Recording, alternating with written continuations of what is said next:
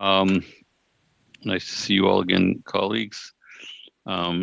Before we get right into the discussion of clause by clause, I just want to mention that we have with us today, in addition to Mr. Miller from the Department of Finance and Mr. Moffat from the Department of the Environment, we have Mr. Vincent Gan, I hope I'm pronouncing that correctly, Director General Horizontal Policy, Engagement, and Coordination from the Department of Environment. Also, I would like to take a moment to mention that you may, as members of this committee, have received an invitation to participate at a meeting on COP26. It's taking place on June 10th between 4 p.m. and 6 p.m. What does GMT mean? What kind of time is that? That's Greenwich Mean Time. Greenwich Mean Time at 11 a.m. to 1 p.m. Monsieur le Président, je suis désolée. Mr. Chair, I'm so sorry to interrupt you, but I'm not hearing the translation. Do you have it now, Madame Posey? Non, peut-être parler un peu plus en anglais, puis voir. Well, we seem to be having trouble with interpretation. If you could somebody could give me a thumbs up. I see somebody waving a hand. Are we good now? Okay, great. Okay, so I don't know where just if you. Thank you, Madame Posey, but we have with us Mr. Gan from Environment Canada, and also members of the committee may have received an invitation to participate at a meeting on COP26 on June 10th between 4 p.m. and 6 p.m. and then Greenwich Mean Time, is that what it is? Yeah. Which is 11 a.m. to 1 p.m. Eastern Time. If you wish to participate, please contact the clerk and she will provide the details to you. On the good news front, we are able to do a 3-hour meeting today. I'm not sure if we can get anything tomorrow, but we do have 3 hours today, so I will break at around 6 o'clock, maybe a bit before, for 10 minutes, and then we can carry on with the second half of the meeting. So the meeting will end at basically 7:35. Okay, where were we? We were at... Mr. Chair, could I just slide in a small request to be sent that invitation for the meeting on COP26? Okay, yeah, okay. My understanding was that everyone already received it, but maybe it was just... Madam Clerk, can you make sure Ms. May gets the invitation? Definitely. Okay. So we were at PV 19, which means, Ms. May, that you are up. Thank you, Mr. Chair. And this one, I'll give a little bit of an explanation for it. I have so many amendments. I wanted to reference for members of the committee the amendment you've already passed that was brought forward by the government. It's Amendment G3 that says that each greenhouse gas emissions target must represent a progression beyond the previous one. My amendment is not only consistent, but buttresses this and frames it properly in the fact that we already have committed in the Paris Agreement to a principle that's called ratcheting up. In other words, any country may replace their nationally determined contribution at any time, but only to ratchet up. So I'm hoping Raj Saini will see the benefit of making sure that we would amend in clause 11, we would add that it's consistent with the purpose of this act and with the commitment to ratchet up targets within the meaning of the Paris Agreement done in Paris, December 12, 2015. So again, just placing in the proper context how much we are already committed to, which in some additional amendments to C12, we reiterate commitments that we have made to only ratchet up. And I hope this amendment will meet with your approval. Thank you, Mr. Chair. Let's see if there are... Okay, we've got Madame Posey, Mr. Albus. Madame Posey, la parole est à vous. Madame Posey, you have the floor. Thank you.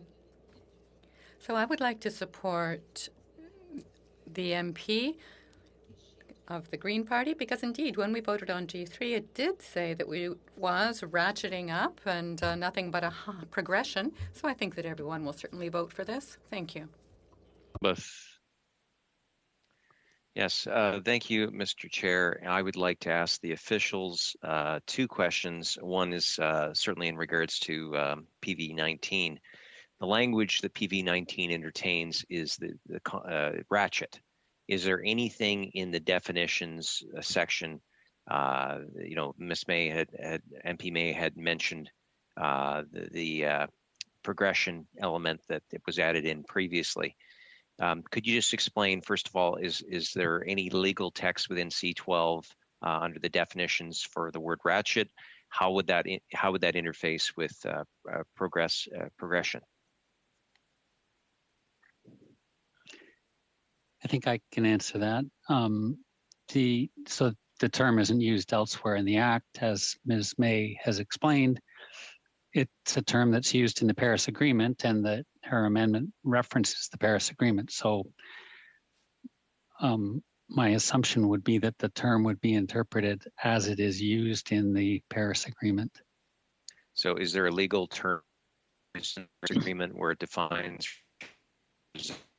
understanding of the term? I think it's just a common understanding that parties are expected to, over time, increase the stringency of their commitments. Okay. Second question, and I'll just be very quick about this. This is to Mr. Nagan. Hopefully I got your name right.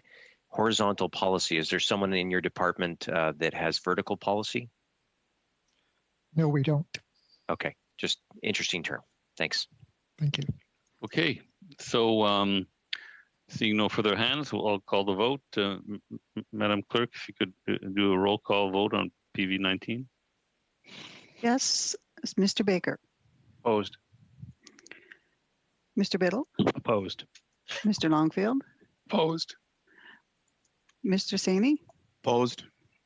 Ms. Sachs. Opposed. Mr. Albus. Against? Mr. Genereux. Opposed. Ms. McLeod. Opposed. Mr. Redekop. Opposed. Madame Posey. En faveur. Mr. Backrack. Opposed. So that is 1 in favor and 10 opposed. So it does not carry. We'll go now to clause 11 as a whole. Does anyone want to speak to that? Yeah, I will, Mr. Chair. Go ahead, Mr. Albus. Thank you, Mr. Chair. And we've had a number of discussions about the various clauses, in this case, Clause 11. We've been putting forward a number of different amendments that unfortunately were not included in this particular section of the bill. And as such, Conservatives will be voting against. Certainly, there's a lot to be said about the whether or not the minister should have sole responsibility when it comes to emissions reduction plan, et cetera. But Conservatives do believe that there needs to be more focus on a cabinet-wide or a government, whole of government approach, and we'll be voting against this amendment. And so hopefully that makes it so it's clear how we will be voting, Mr. Chair. Thank you. Okay, thank you. Seeing no other hands, I will call the vote. Madam Clerk. Yes, Mr. Baker. This is on clause 11. Clause 11, yes. In favor. Mr. Biddle. In favor. Mr. Longfield. In favor. Mr. Saney. In favor. Ms. Sachs. In favor. Mr. Albus. Opposed. Mr. Genereux. Opposed. Ms. McLeod. Opposed. Mr. Redekop. Opposed. Madame Posey. En faveur. And Mr. Backrack. In favor. So that is 7 in favor and 4 opposed. Alors, l'article 11 est... So the clause is carried, and we now move on to clause 12, beginning with amendment number 11 put forward by the Conservative Party of Canada. Mr. Abbas, would you like to defend the amendment you're presenting here? To put it forward, Mr. Chair, and give some explanation for some members. As I spoke up in previous amendments, the minister, in this case, the designated minister is the Minister of the Environment and Climate Change. Obviously, C12 does allow some flexibility where the Governor and Council can designate someone else. But in regards to Section 12 or Clause 12, where it says other ministers, when establishing or amending an emissions reduction plan, the minister must do so in consultation with other federal ministers having duties and functions relating to the measures that may be taken to achieve that target. So in this one, Mr. Chair, there is a little bit more balance within this because, as we know, the Minister of Climate Change certainly does have influence in the cabinet, but not sole responsibility. And again, as I've said before, one of the criticisms I often hear from constituents is that a government operates in silos, and where sometimes one department, such as natural resources, may not be aware of what's happening in the others. For example, just the other day, in one of the other committees, the Minister of Natural Resources was asked about whether or not he was aware of the lawsuit that's against the government in regards to its plastic policy. And the minister was not aware of that. So in order to make sure that there is better collaboration, while the clause itself, Mr. Chair, does talk about speaking with other ministers, it is rather vague in regards to which other ministers. It does seem where the minister, just because of the vagueness, gets to decide who is consulted, how in depth, and whether or not that leads to a more positive outcome.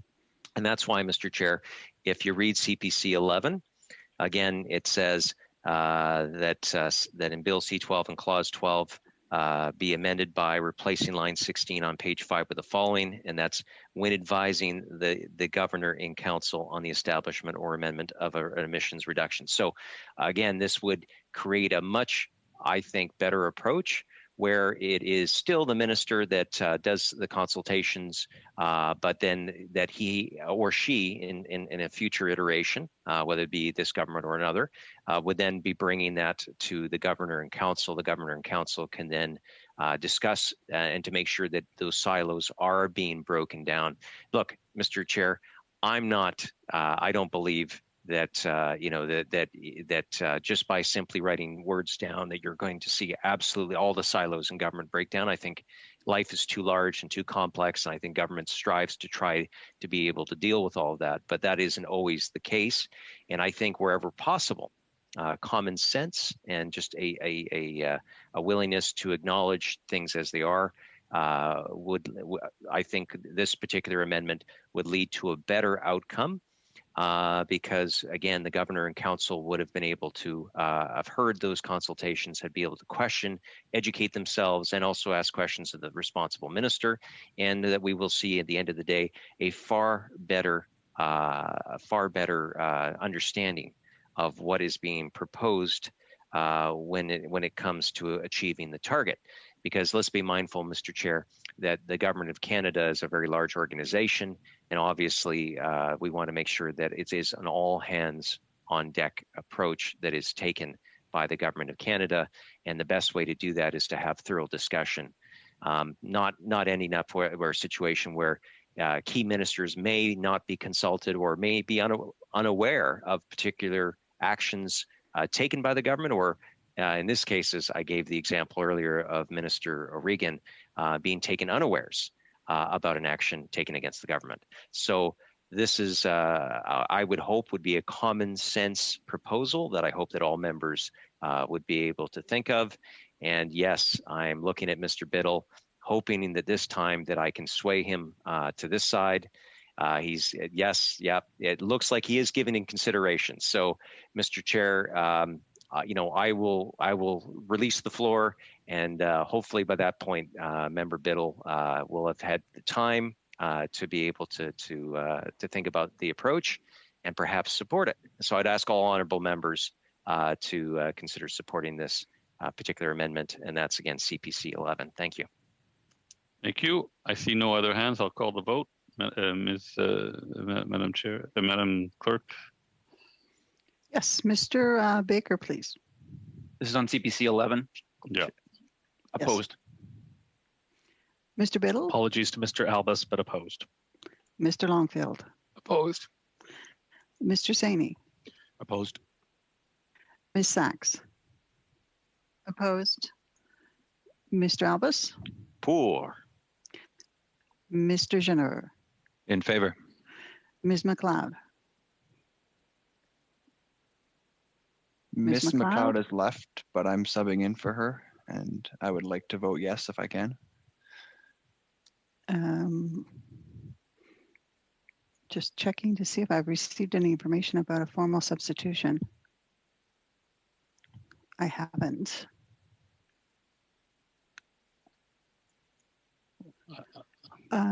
Could you just check again, Madam Clerk?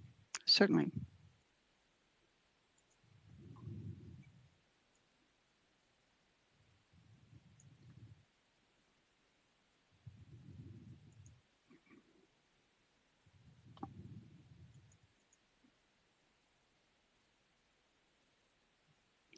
Yeah, I think. Yes, they have. I'm sorry. Yes. Okay. So Mr. Milio, Yes, for the motion, thank you. Mr. Redekop, I'm in favor. Madame Posey, Contre. and Mr. Bacharach. Opposed. So that is 4 in favor and 7 opposed. Okay, merci. Thank you. So the amendment is negatived. And now we will move on to clause 12, taken as a whole. Is there anyone wishing to speak to it? I see no one, so we will move immediately to the... Mr. Albus, Yeah, just to quickly, again, I did say a mouthful in the last intervention on the amendment, but just to be abundantly clear, we don't believe the approach that's Yeah. taken in C12 balances adequately the Understand. needs to break down those silos. And well, Mr. Chair, I do have the floor. Well, I called the vote actually, so but I Mr. think, Chair, I did and I put my gave hand enough up. time. I didn't see the hand until. Well, Mr. Chair, I would I think it was just a bit ask. late. Okay, this Mr. time, Chair, I would Mr. just- Albus, go ahead. Okay, But thank you very next- much. Next But, time you when I know, look and there's no hand and I've called the vote, I have to. Otherwise, members will be mad at me. well, So- Mr. Chair, though, just on that point, though, this is a virtual meeting, and Yeah. we've just started just recently, and so I appreciate that there's going to, but you know, the Go principles ahead this of time. Go ahead Parliament. this time. Yeah. Yeah. Okay. Thank you. Just the terms of raising one's hand. If you like, I'll start just yelling out, just to make sure we don't have this situation again. So. Well, no. I can see the hand when it's up. I see the hand, but after when I call the vote, it's because there hasn't been a hand for a while. But so go ahead now, and everyone will be on the trigger. You know, be a little faster on the pedal or whatever. But go ahead, please. Okay. Thank you, Mr. Chair. So again, Conservatives believe that this particular clause does not balance the need to have proper consultation and proper buy-in by cabinet, and thus we'll be voting opposed. Thank you. Okay, thank you. Okay, so there's aren't any hands, so we'll continue with the vote that was called. Madam Clerk. So the question is on shall clause 12 carry? Mr. Baker, In favor. Mr. Biddle, In favor. Mr. Longfield, In favor. Mr. Saney, In favor. Madam Sachs, In favor. Mr. Albus, Opposed. Mr. Jenner, Opposed. Mr. Milio, Opposed. Mr. Redekop, Opposed. Madame Posey, En faveur. Mr. Bacharach. In favor. So that is 7 in favor, 4 against.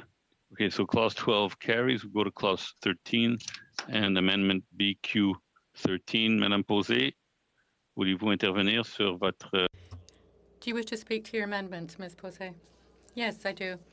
Let me say at the outset that in the Bloc Québécois amendment here, we have 2 sections. At A, our amendment intends to ensure that the minister be unable to change the targets. But since G3 has been carried, where we read that each greenhouse gas target must be a progression over the prior one, the word here, change, or the amendment presented here is no longer relevant. But this was based on legislation in other countries in Northern Europe and Great Britain, the United Kingdom, but these countries have so many years of reference years. But Canada, since 2005, has been dealing with this, but has not done as much as these other countries, not at all as ambitious. So if Canada's target is low, as the amendment says, yes, it must be a progression over and above the prior one. It's perhaps not totally useless to say that, but I just have to say that doesn't really mean that much, given that we don't have very high targets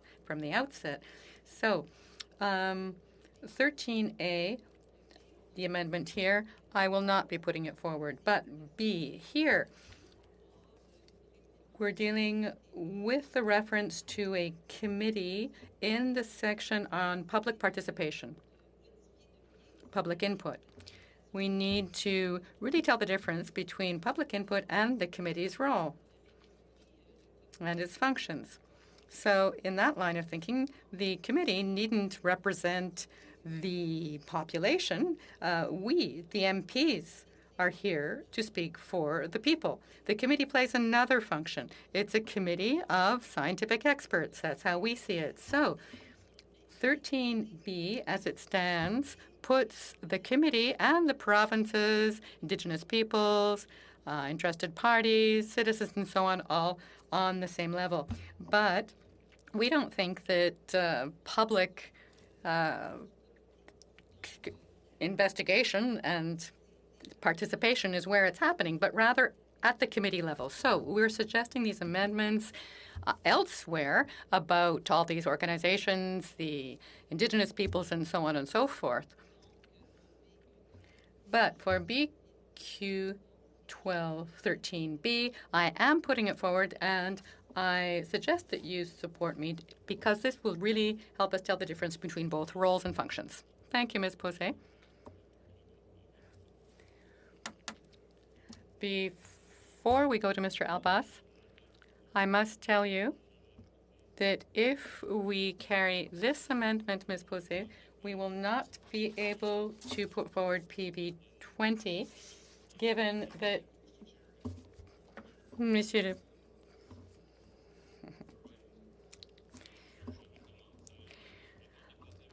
You are right. So let me start again. Before we go over to Mr. Albas, I would simply like to advise all members that if we do carry BQ 12, if we adopt it, PB 20 cannot be moved as they amend the same line. Mr. Albas. Chair.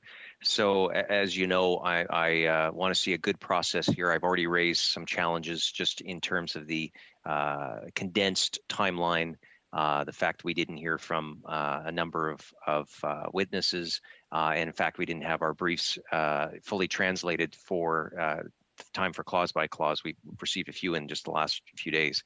But again, that's because I believe in having a strong process. And I really also do believe that it's important for members, once they've gone through all the work, to be able to write an amendment after going through those briefs or hearing from constituents or hearing from testimony directly from the witnesses, that going through the process of creating an amendment, taking it through the law clerk, having it sent to the clerk, it's a lot of work, and I know that a lot of MPs as well as their staff work very hard to do that.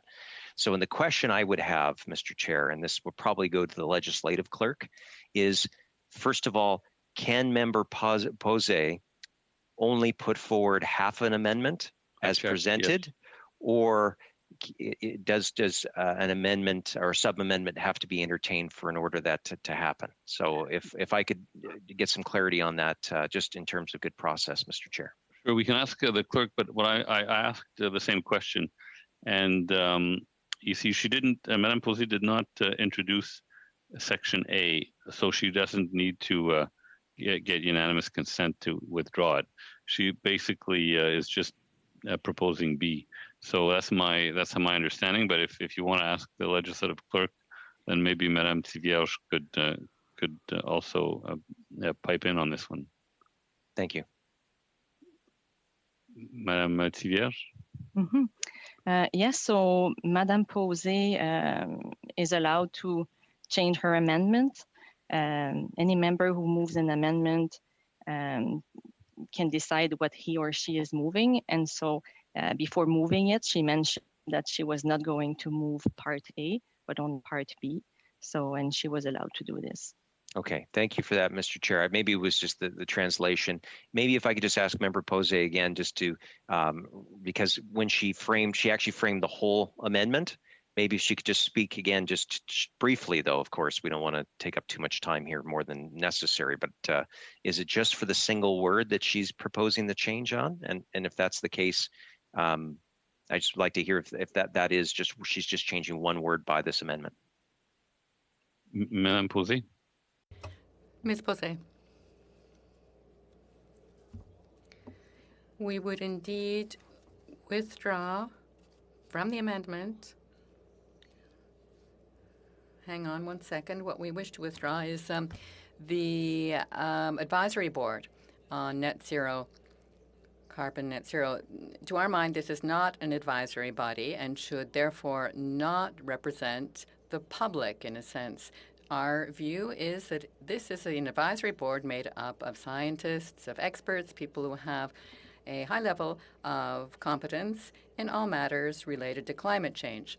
So when this turns up in Clause 11, which addresses the issue of public participation, well, we think we should clearly spell out the difference between the two. So there's no confusion. Public participation, that's all these organizations representing civil society and so on and so forth. But to our mind, it's not the advisory body. These experts. Public participation, the public is well represented by MPs as well, because we're here to represent our electors, our citizens who have voted for us, and that's really the difference that we wish to underscore here.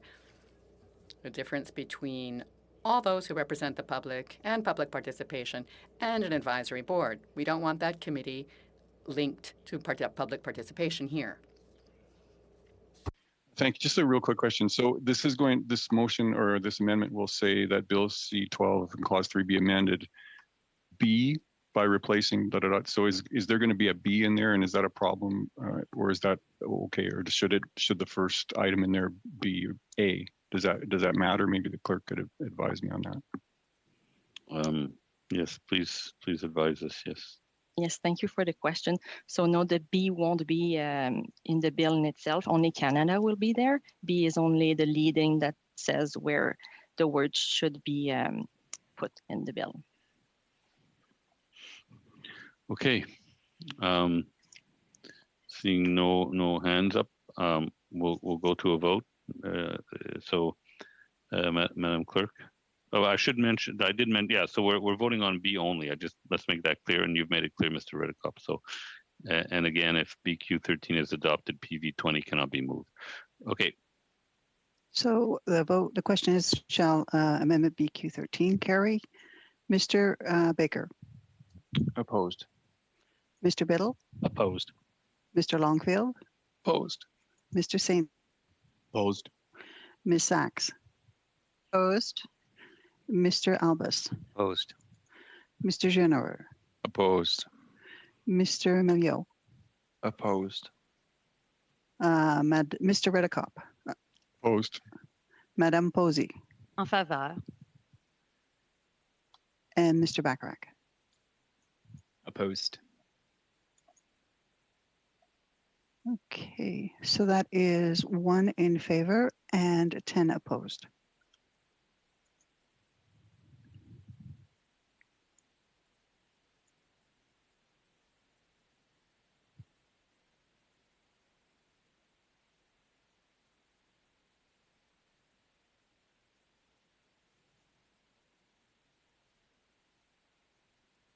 Chair, you're muted.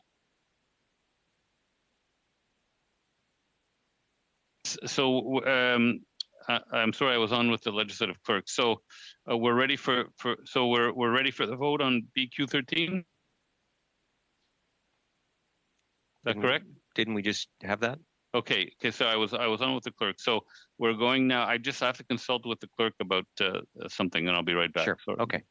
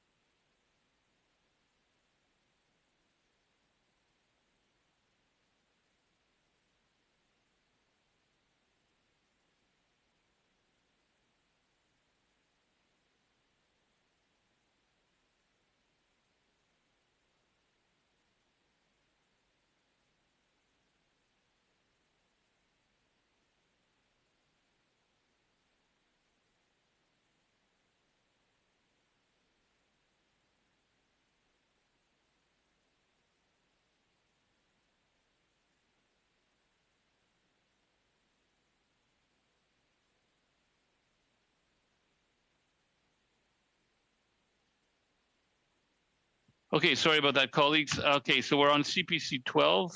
Madame Posé? Non, on vient de faire... excusez, No, so sorry. We have done this, and so we're now on to PB 20. Excuse-moi. Okay, so we're at CPC 12. Just a little confused in my papers here. So we just did 13, BQ 13. Okay, go ahead, Mr. Abbas. Great, thank you. And I'm really glad that we actually got to have Madame Posé speak in regards to Section 13. Section 13 is very important to me, simply because it does talk about public participation. And I think that many members here may anticipate what I'm going to say, because based on other things, but there is a slightly different element to my commentary. As you know, Mr. Chair, Conservatives have repeatedly said that we believe that climate change is a huge challenge, collective action issue that needs to have the Government of Canada to have all hands on deck. That is for sure. And we also do know that different parts of the country will be affected differently, which is why we put forward a number of different amendments that allow for greater nuance and greater clarity on some of the impacts of government policy. And so we expect that this part of the bill to be very important for two parts. That number one is that obviously public participation is important, and being such a large and diverse country, it's important that there be a flexible instrument to make sure that the government, through in this case the minister, can consult widely and from a great deal of voices, including Indigenous, which I think is incredibly important. Many First Nations in both the prairies as well as the real West, as I refer to British Columbia, First Nations, have struck revenue deals for their natural resource development, and should be able to say either through their member of parliament, and that's where I give credence to Madame Posé for acknowledging that members of parliament also should be considered by the minister, but also hearing directly from them or from different communities. Obviously, each community is slightly different, has a different needs and concerns, and will be struck differently by different government policies, both provincially and federally. So I think it's very important to have. Now, to my amendment exactly, Mr. Chair, because I know that that's something that you would like to know. And certainly I am hoping to see perhaps Madame Posé, maybe she might want to support this motion, because again, we're trying to make Clause 13 better. And it's really, if you look in Part B, now everyone knows I've been saying all hands on deck, let's have the governor and council rather than an individual minister. That is true, but right in here, and I would say B, by replacing in the English version line 27 on page 5 with the following, and interested persons, including any expert, the governor and council. Now, why that's important right now, Mr. Chair, is we do know that the minister is the designated minister on this act by default is Minister Wilkinson as the Minister of Environment and Climate Change. And he's already struck an advisory panel of experts. But you know what, Mr. Chair, is we don't believe that the experts that are cited by one minister offer the balance and diversity that this great country offers. And so we want to ensure that the governor and council can actually draw upon experts as well, because there may be a case where one minister has certain information, another minister brings forward other information that is contrary to what maybe the Minister of the Environment presents to Cabinet. And there needs to be some independence where they can bring in an expert of their own to be able to cite concerns or to verify the expert testimony that the Minister of the Environment has heard. So Conservatives do believe in public participation. We also do believe, though, that no one minister is going to have the Rolodex of expertise to be able to reliably answer every question that might be raised by the governor and council as they execute their duties in order to be able to meet the climate change, the challenge of climate change, and that having access to the governor and council of expertise that perhaps the Minister of the Environment and Climate Change did not envisage in his, or maybe in the future, in her original memorandum of understanding to Cabinet. So any kind of, we believe that Conservatives believe, Mr. Chair, that there needs to be a wider opening for other ministers to bring forward their own thoughts, and to have the governor and council then to seek expert opinion beyond just the Rolodex of one individual minister. So with that, I hope I can get the support. I'm also looking at Mr. Saini, because I know he's a reasonable person and that he's constantly asking for data. And that's an important component here, is because there may be data that a particular expert is unaware of. And that's where having other ministers, having the governor and council being able to bring that data, bring that expertise to the governor and council for better decision making. And that's where I'm hoping that I will be able to edge him closer to supporting this position. Thank you, Mr. Chair. Bienvenue, Madame Posey.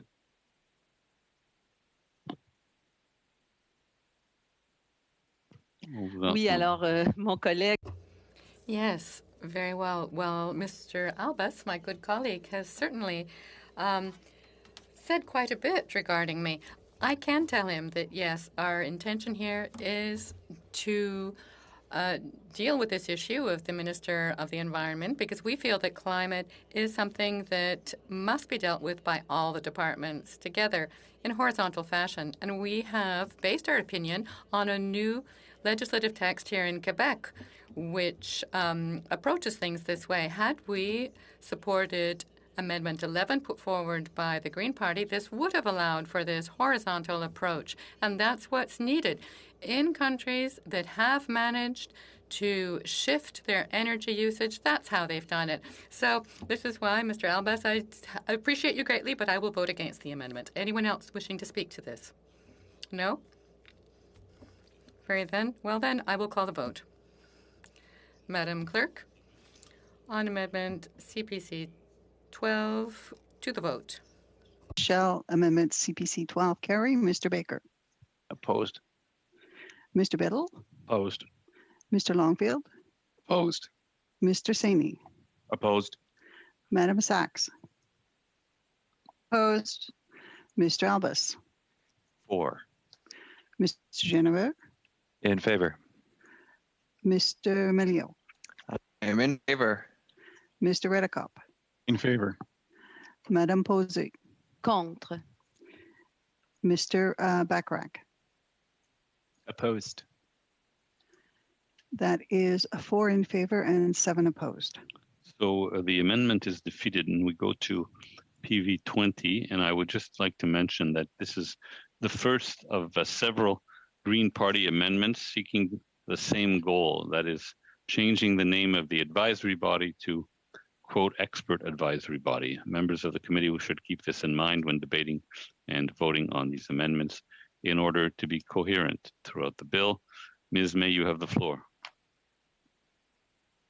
Thank you, Mr. Chair, and thank you for the preamble. Actually, the the numbers of my amendments don't flow from this one. It'll be sometime I'll be quiet after this before getting back to the matter of an advisory panel. Before we proceed to the ritual slaughter of my amendments, I just recap that so far attempts to do the things that most witnesses asked us to do, the Climate Action Network Coalition, which includes most of the environmental law groups in Canada, the advice that came in written brief from the Tsleil-Waututh First Nation, because of course we didn't have time for them to testify in person. But we've lost the chance for a 2025 milestone year, or to put the target from the Paris Agreement into the purpose of the Act at 1.5, or to base the bill on science, or to operate using carbon budgets. But this is an opportunity to bring the Bill C-12 into line with most of the climate accountability acts around the world in one respect. All those things I just mentioned are what you find typically in other climate accountability legislation around the world.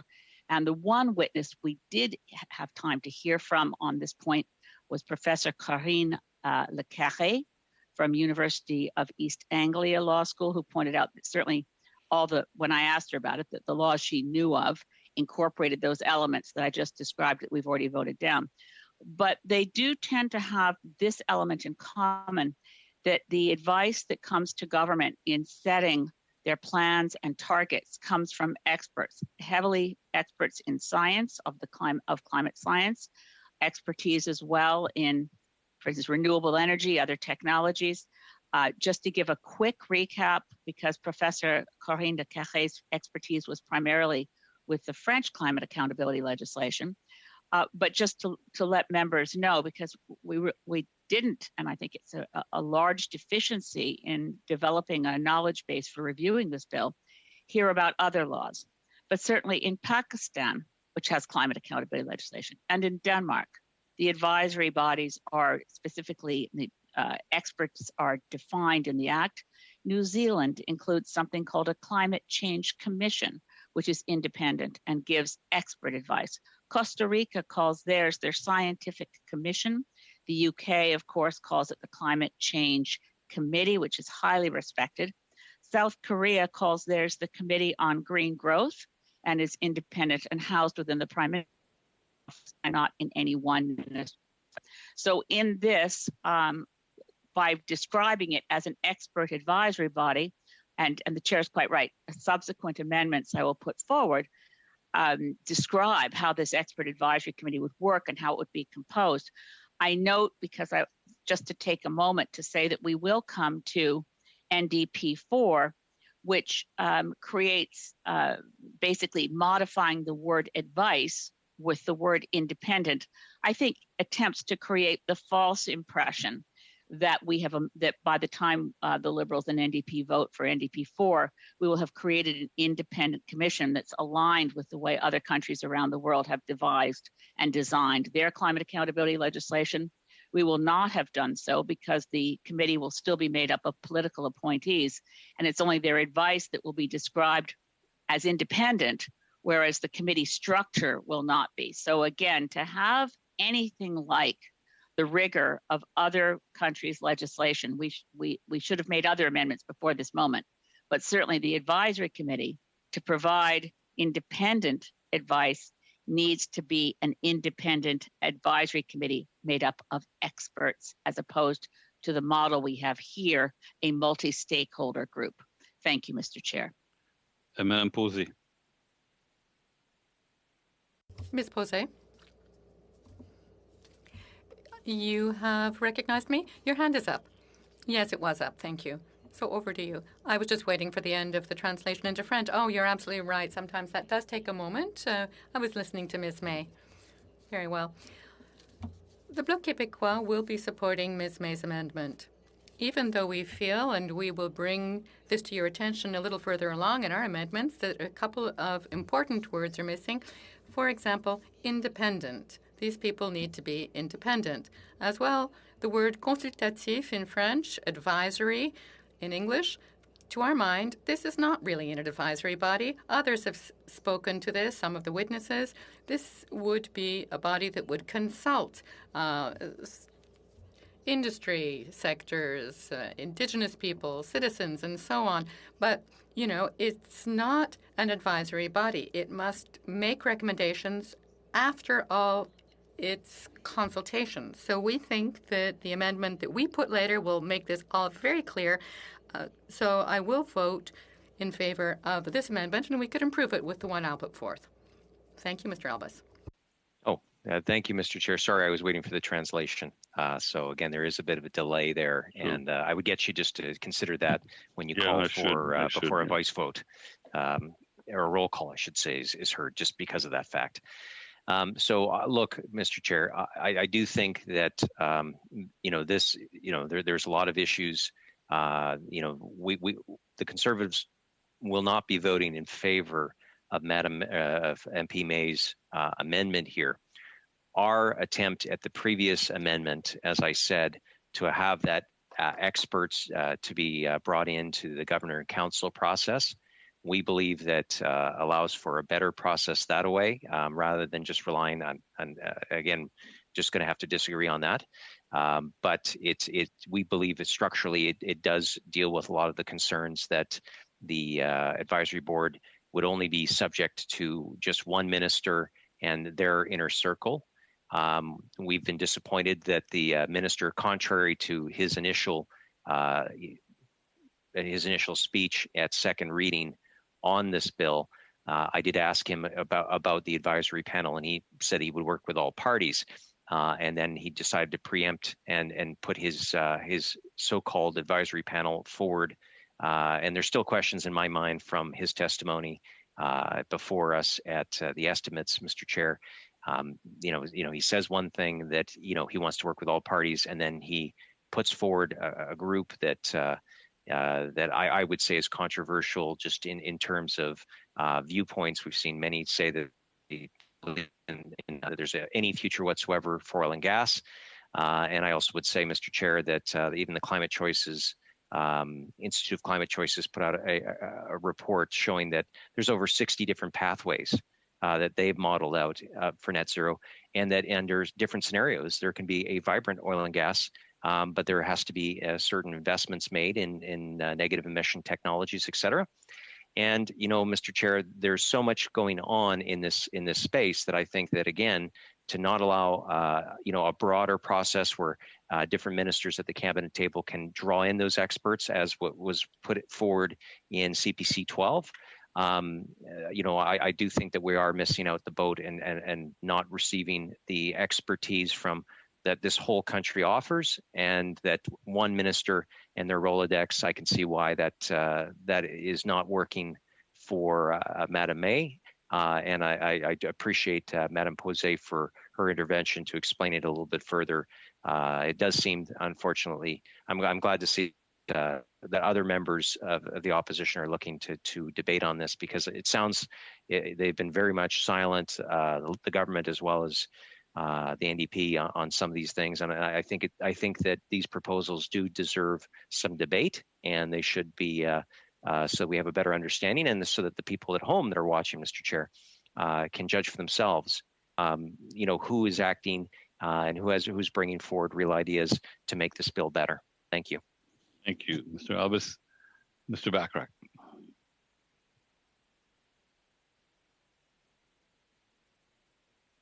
Mr. Bachrach. Hi, Mr. Chair. To Mr. Albus's last comment, I'd be happy to contribute more comments if perhaps he would think about contributing fewer, and that way we could proceed through the bill in a little bit more efficient fashion.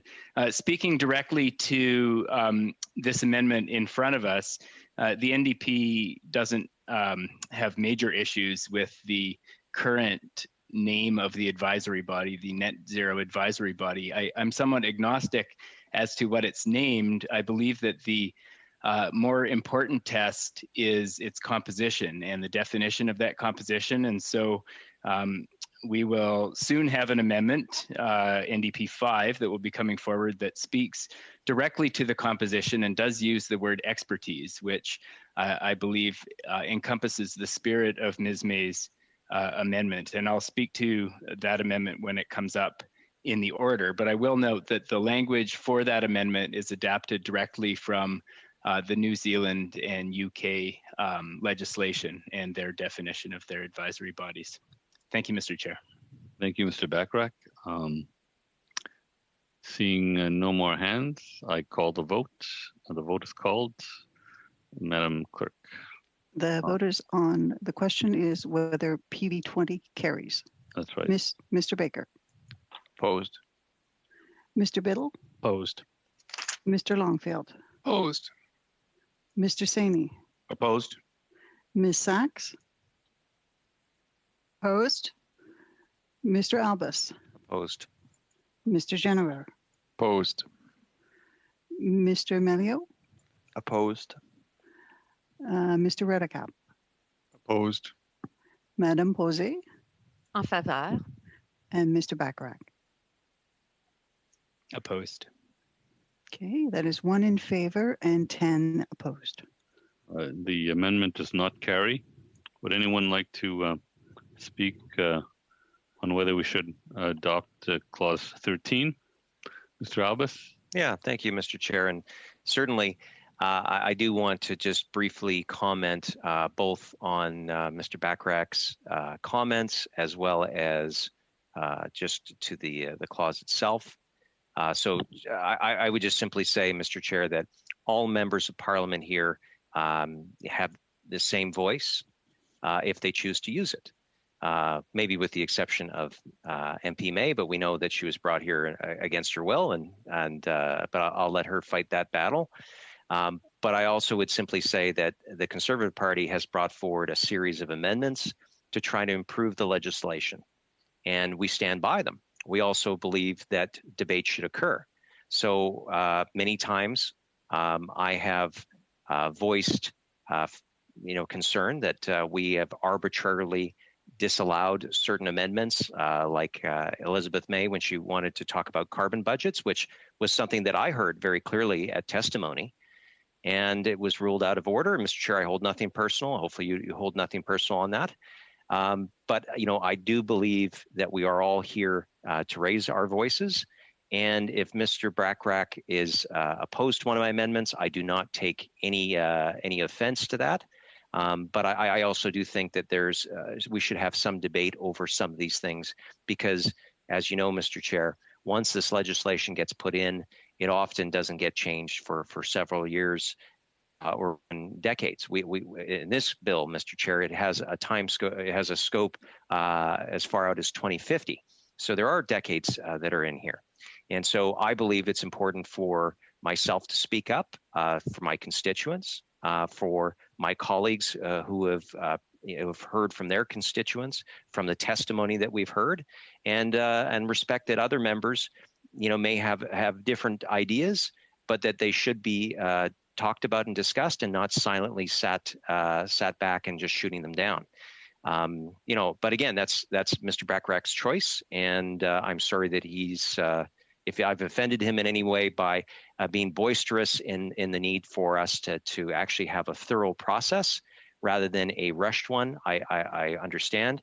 But I will put our 19 amendments up to the NDP's amendments, Mr. Chair, and I will defend those ones because I do respect the electors that elected him, and I would hope that he would do the same for my electors from the same province. Now, in regards to the clause itself, Mr. Chair, it's no secret that the Conservatives have time and time again said that we want to have an all-hands-on-deck approach. It's unfortunate we wanted to include so that the governor and council would not only be key to this, but also they'd be able to draw upon experts outside of the advisory panel that so far has been set up to be at the whim of one minister, where again, those closer to the minister or perhaps his staff or her staff in future iterations, can be appointed and again served, I believe, at the pleasure of the minister, given that the terms of reference can be changed at any time by the minister. So, Mr. Chair, I think hearing from Canadians is important. I think listening to Indigenous leaders as well as Indigenous members to hear their traditional knowledge is important. But I also believe that the governor and council should have the right to be able to bring on other experts outside of the minister to be able to build as Mr. Saini has said here many times, is that he likes to hear data and he likes to hear to see that done. And I will say that having access to a greater number of experts that are outside of, again, just the Rolodex of one minister and his staff, I think is important.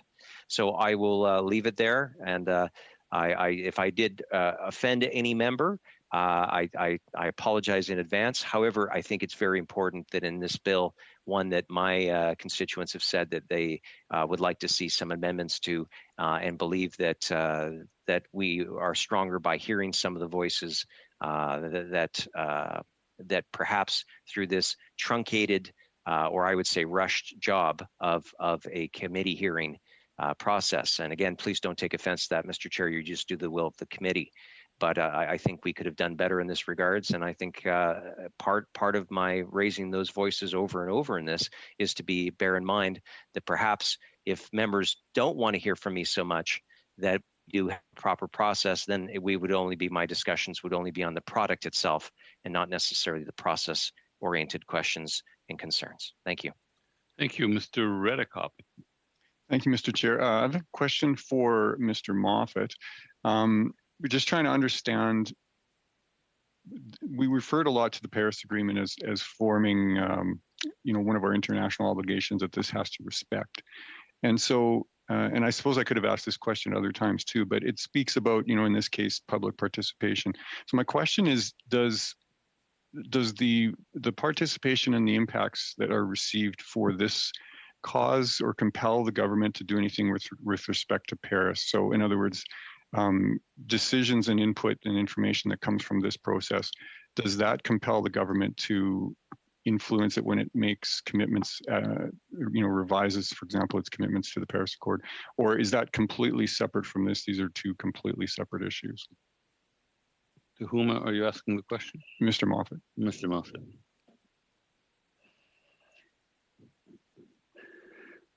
That's an interesting question. This section talks about the input that the minister needs to consider or to enable when developing a target. The law, other than in the law, the bill will make the 2030 target the country's nationally determined commitment.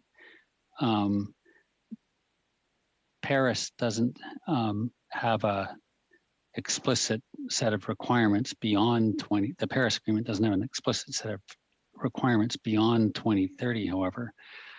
So I think in practice, there will be a link between the public participation that would be enabled through Section 13 and any further evolution of Canada's nationally determined commitment under Paris. But then beyond 2030, unless the Paris Agreement is amended, this public participation will focus on our targets, our future targets and plans. Okay, thank you. Okay, I don't see any other hands up. The vote is called, Madam Clerk. So the question is, shall clause 13 carry? Oh, j'ai pas levé. Je m'excuse. Malheureusement, il est trop tard, Madame Posé. Unfortunately, it is too late, Ms. Posé. I'm terribly sorry, but if I allow you to speak, then Mr. Albus as well will want to take the floor. And, a little late, sorry. And I need to treat everyone equally. Ça me fait de la peine, Madame Posé, mais on doit procéder au vote. I'm really sorry, Ms. Posé. Well, yes, because it's a matter of how we can proceed here. We will be voting on Clause 13, but then we have other clauses, 13.1. Yes, but this is another amendment. It's a possible additional amendment, if I'm not mistaken, and we'll be voting on that after this. on any possible additions or updates to Clause 13. I think this question came up on Monday as well. And you're quite right, Ms. Thiberge, I'm all right on this? Yes, indeed. Thank you so much. So we will now vote on Clause 13. Go ahead, Madam Clerk. Clause 13 carry. Mr. Baker. En faveur. Mr. Biddle. In favor. Mr. Longfield. In favor. Mr. Saney. In favor. Ms. Sachs. In favor. Mr. Albus. Opposed. Mr. Genevers. Against. Ms. McLeod. Opposed. Mr. Redekop. Opposed. Madame Posey. En faveur. And Mr. Bacharach. In favor. So that is 7 yeas and 4 nays. Donc, l'amendement. So the amendment is not carried. And now we shall hear from Ms. May. The floor is yours. Excuse me, Chair, have I made a mistake? Yes, that is carried, yes. And I didn't say that clearly. I'm very sorry. I'm terribly sorry. Yes, it is carried. Yes, Mr. Bacharach. When you were calling the vote, you also said the amendment, and I believe it was the clause 13 that we were voting. Do we? Just for clarity. Is there unanimous consent to overlook my errors and to consider clause 13 carried? Yes. Okay, great. Okay, good. I apologize, colleague. So now we go to Ms. May, who wants to present PV 21. Thank you, Mr. Chair. And of course, members will be familiar with, I'm sure intimately familiar with the impact of the motion you passed, which is why I'm compelled to be here, which means that this motion has been deemed moved by mysterious hand of somebody on committee, unmentioned. This is a different issue.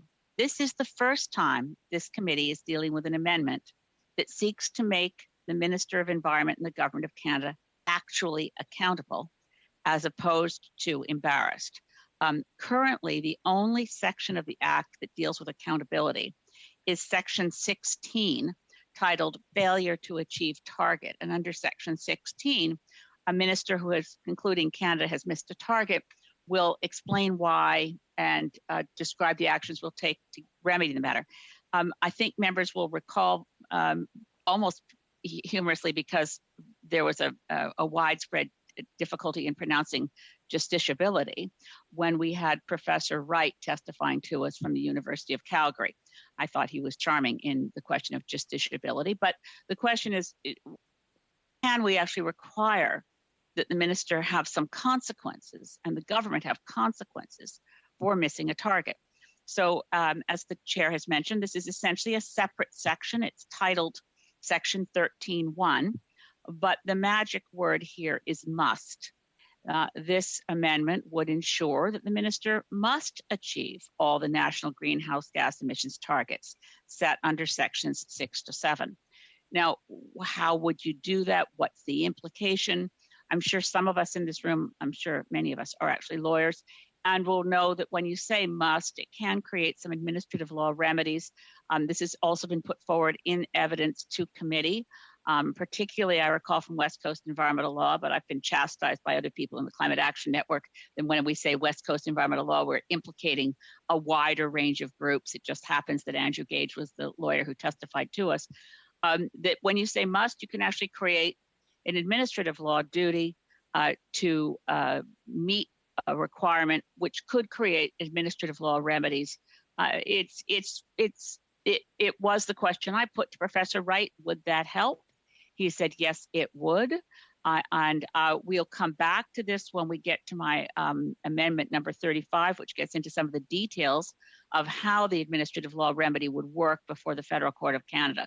But for now, I put it to you that this is the one place we have an opportunity to say that when the minister says the law will create accountability, he means, or she will mean in future, that we're actually trying to be accountable, as opposed to having a bumper sticker for an election campaign that says we now have climate accountability legislation. Thank you. Thank you, Ms. May. Mr. Redekop. Thank you, Mr. Chair. I have a couple of questions on this one. Again, for Mr. Moffat, if he's there, or any of the witnesses, or any of the other. There you are. Perfect. So the question is, would this be enforceable? How? I don't see any penalties, unless that's coming later, and I might have missed that. But is this enforceable? Is my first question for you. I have another one as well. Mr. Moffat, you're on mute. Yeah, I think the answer to that is that I'm going to respectfully suggest that the committee reflect on the various witnesses who testified about this issue. As Ms. May just explained, this goes to the question of justice. I'm going to have the same problem. Justiciability. Justiciability. So I mean, it can't. One could not literally make the Minister of the Environment on her own reduce emissions.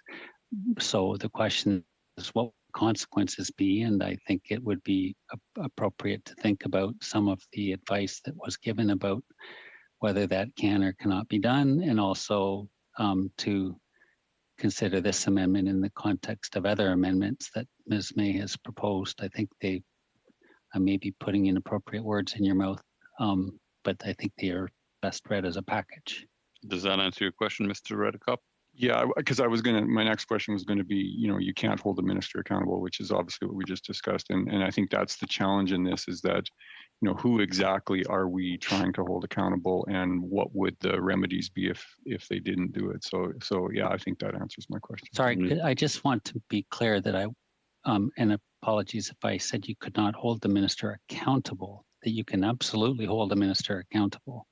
The question is, can the minister be required on her or his own to reduce emissions? No, of course not. So then the question, what is the legal recourse against the minister if the targets are not met? And as Ms. May explained, some witnesses have suggested how that might play out. Ms. May? Thank you, Mr. Chair. I was just further to what John Moffat was just saying. I don't recall any witnesses saying that this amendment would not work. The only witnesses that we had from law school and law professor backgrounds was that this would work. The remedy is something called an order in the nature of mandamus. It's a court of chancery remedy that's available in administrative law, and I describe it in terms of the process more fully when we get to Pacte d'Hiver 35. Okay, thank you. So you'll explain how that would work when we get to PV 13. Okay, seeing no hands, the vote is called on PV 21. The question is, shall PV 21 carry? Mr. Baker? Opposed. Mr. Biddle? Opposed. Mr. Longfield? Opposed. Mr. Saini? Opposed. Madam Sachs? Opposed. Mr. Albus? Opposed. Mr. Jennewer? Opposed. Ms. McLeod? Opposed. Mr. Redekop? Opposed. Madame Posey? En faveur. And Mr. Backrack? Opposed. So there's 1 in favor and 10 opposed. So it is defeated. We go now to BQ 14, and before we get to Madame Posey, I'd like to mention that this is the first of several BQ amendments seeking the same goal, that is changing the name of the advisory body to two independent expert committee? Yes, members of the committee should keep this in mind when debating and voting on these amendments in order to be coherent throughout the bill. Madame Posey.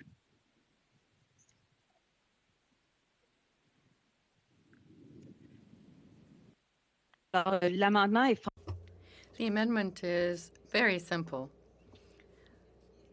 exactly what we're seeking is having the minister taking into account fully any recommendations made by an expert committee. Later, of course, we'll need to ask whether it's going to be an independent expert committee, but we do want the minister to be consulting this committee and taking into account the recommendations. That's the basic point. Yes, that certainly sounds clear. Anyone wishing to speak to this? Mr. Albus. Very much, Mr. Chair. What I would simply say is, there are a number of suggestions that have been brought by MP May and MP Posey. We are not going to be supporting this particular amendment. Again, this seems to be focusing where it's just the minister in regards to the committee, and I just again believe that that there should be more on this front in upcoming amendments from us and to change the nature of the advisory committee itself. But Mr. Chair, we will not be supporting this amendment. Okay, thank you. Could you take your hand down, Mr. Albus? Yeah, okay, thanks. Seeing no other hands, the vote is called. Madam Clerk. The question is, shall BQ 14 carry? Mr. Baker? Opposed. Mr. Biddle? Opposed. Mr. Longfield? Opposed. Mr. Saini? Opposed. Ms. Sachs? Opposed. Mr. Albus? Opposed. Mr. Jennerer? Opposed. Ms. McLeod? Opposed. Mr. Redekop? Opposed. Madame Posey? En faveur. And Mr. Bacharach? Opposed. So that is 1 in favor, 10 opposed. Okay, so it's defeated. We'll now ask Mr. Saini to propose, if he wishes, G9. Yes, Chair, thank you very much. I'm happy to introduce a motion to add a new section, 13.1, to the Canada Net Zero's Emissions Accountability Act. This new provision requires that the Minister of the Environment must publish a What We Heard report on the results of the consultations carried out under Section 13. The government typically publishes What We Heard reports so everyone can see the feedback of others and can continue to meaningfully participate in the discussion as it evolves.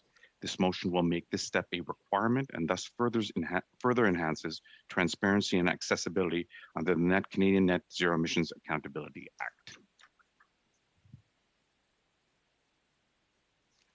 Okay, Mr. Albus. Yes, thank you, Mr. Chair, and I certainly appreciate MP Saini's amendment here. It gives an opportunity just to talk a little bit about the importance of both transparency and accountability.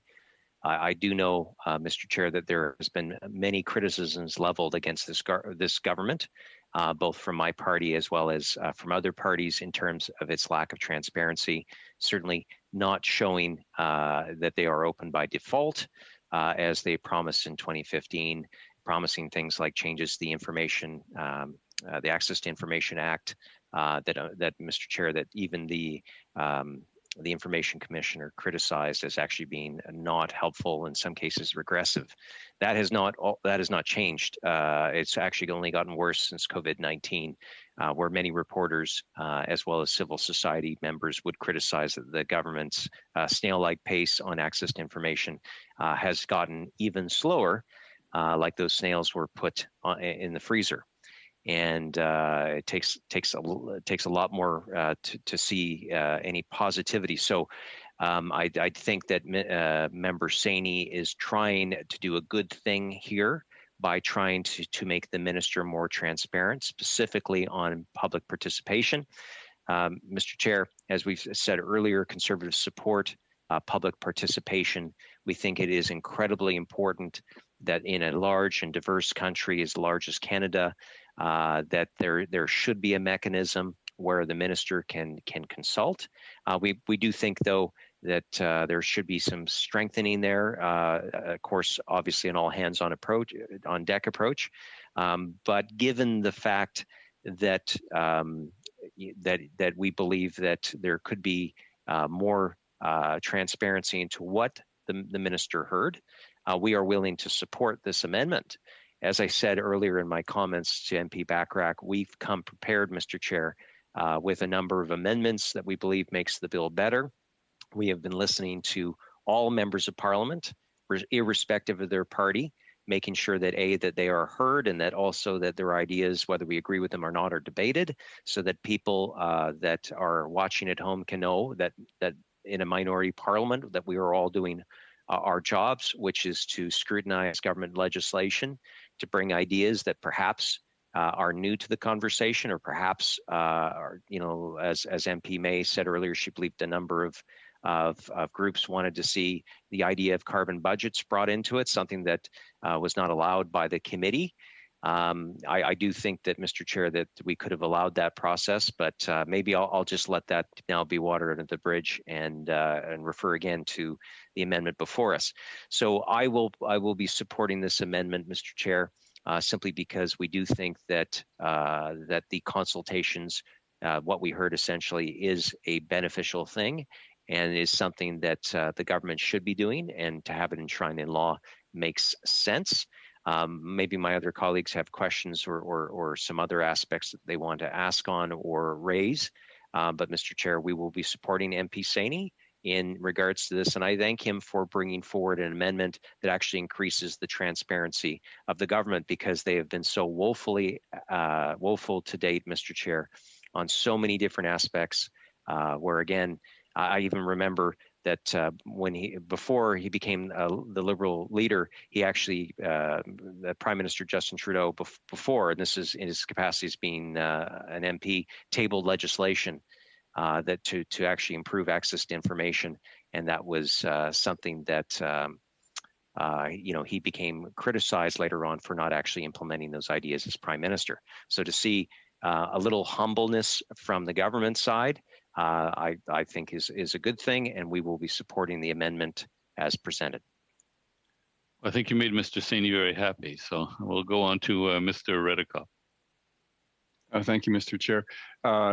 As my colleague, Mr. Albus, just mentioned, it is this government has been rather slow at being transparent, and so to Mr. Bachrach, nice to see that you actually got at least a little something from your deal. This I think is a positive that I like. One question though that I have for Mr. Moffat on this, I noticed there's nothing in this amendment that speaks to the time frame.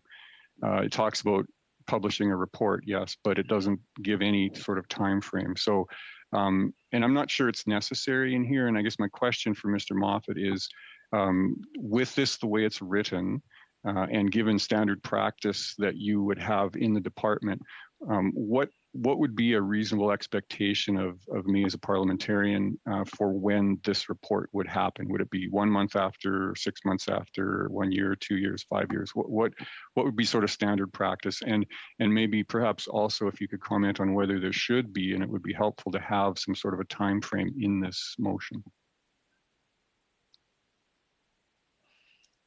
I'd actually, if you don't mind, I'd actually like to refer the question to my colleague, Mr. On, whose organization in the department has led the consultations on Canada's on the previous NDCs, and has some experience in both leading the consultations and providing reports to Canadians about what we heard.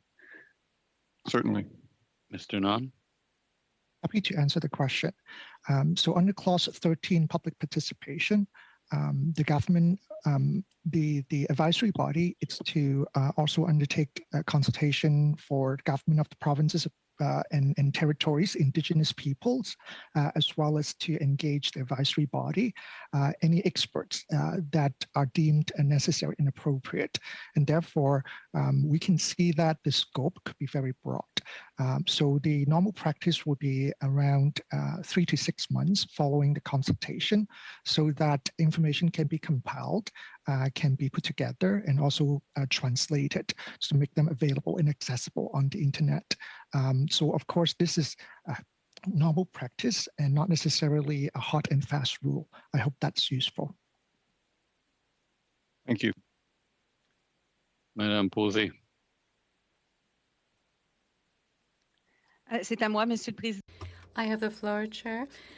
Thank you. So I would say for G9 that it's, kind of an acceptable amendment, and so we will vote for it.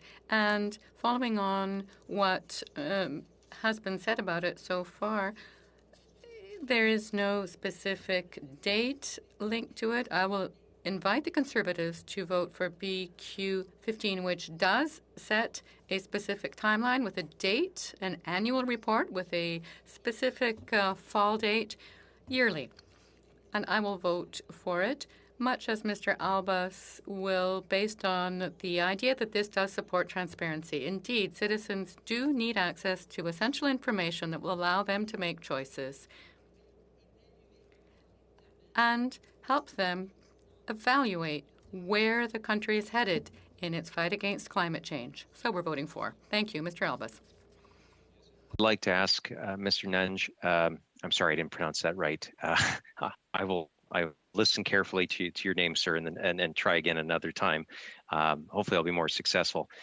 In regards to my colleague's question, would it be reasonable to say to amend and to include some language that no later than a year after the consultation has been initiated, to have that published on the appropriate website? So in terms of the public engagement, if it is conducted by the advisory body, they will be including that information on an annual basis. And I think that it would be, so whether it is appropriate or not to include the timeline will be decided by this committee. From our end, again, there is normal practices that, once it's done, information will be made available, subject to compiling and meeting bilingual requirements, and also accessibility on the internet. So to answer your question, Mr. Albas, from my end, is it a request reasonable? I will turn to the committee to decide. Great. Thank you, Mr. Chair. Therefore, I'm going to move the following motion for a sub-amendment just at the end of where it says section 13, just instead of a period, we will just put a comma, and that the report be published no later than 12 months after the consultation begins. The consultation period begins. Period. Can you send that wording to the clerk? Sure, absolutely. Just give me a second.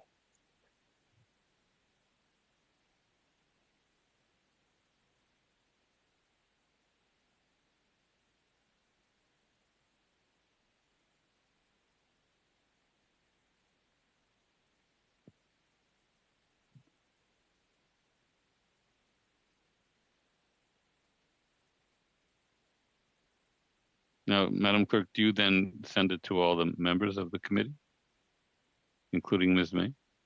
Or how does that work out? I think it's the first time we've actually put one in writing. Right. I believe that it will only be in one language. I don't That's believe... okay, because we read it and the interpreters can interpret, yeah. Excellent. Then as soon as I get it, I will send it to everyone present in the meeting at the P9 account.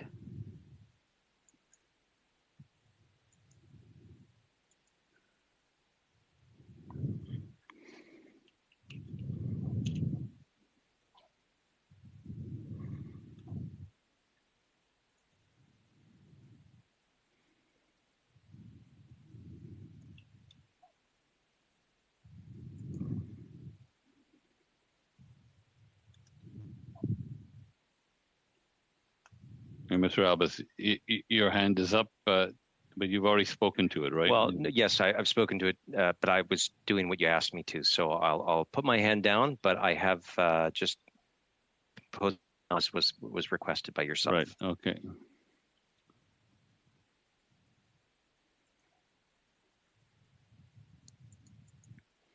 It will just take me a minute to prepare the email. Okay.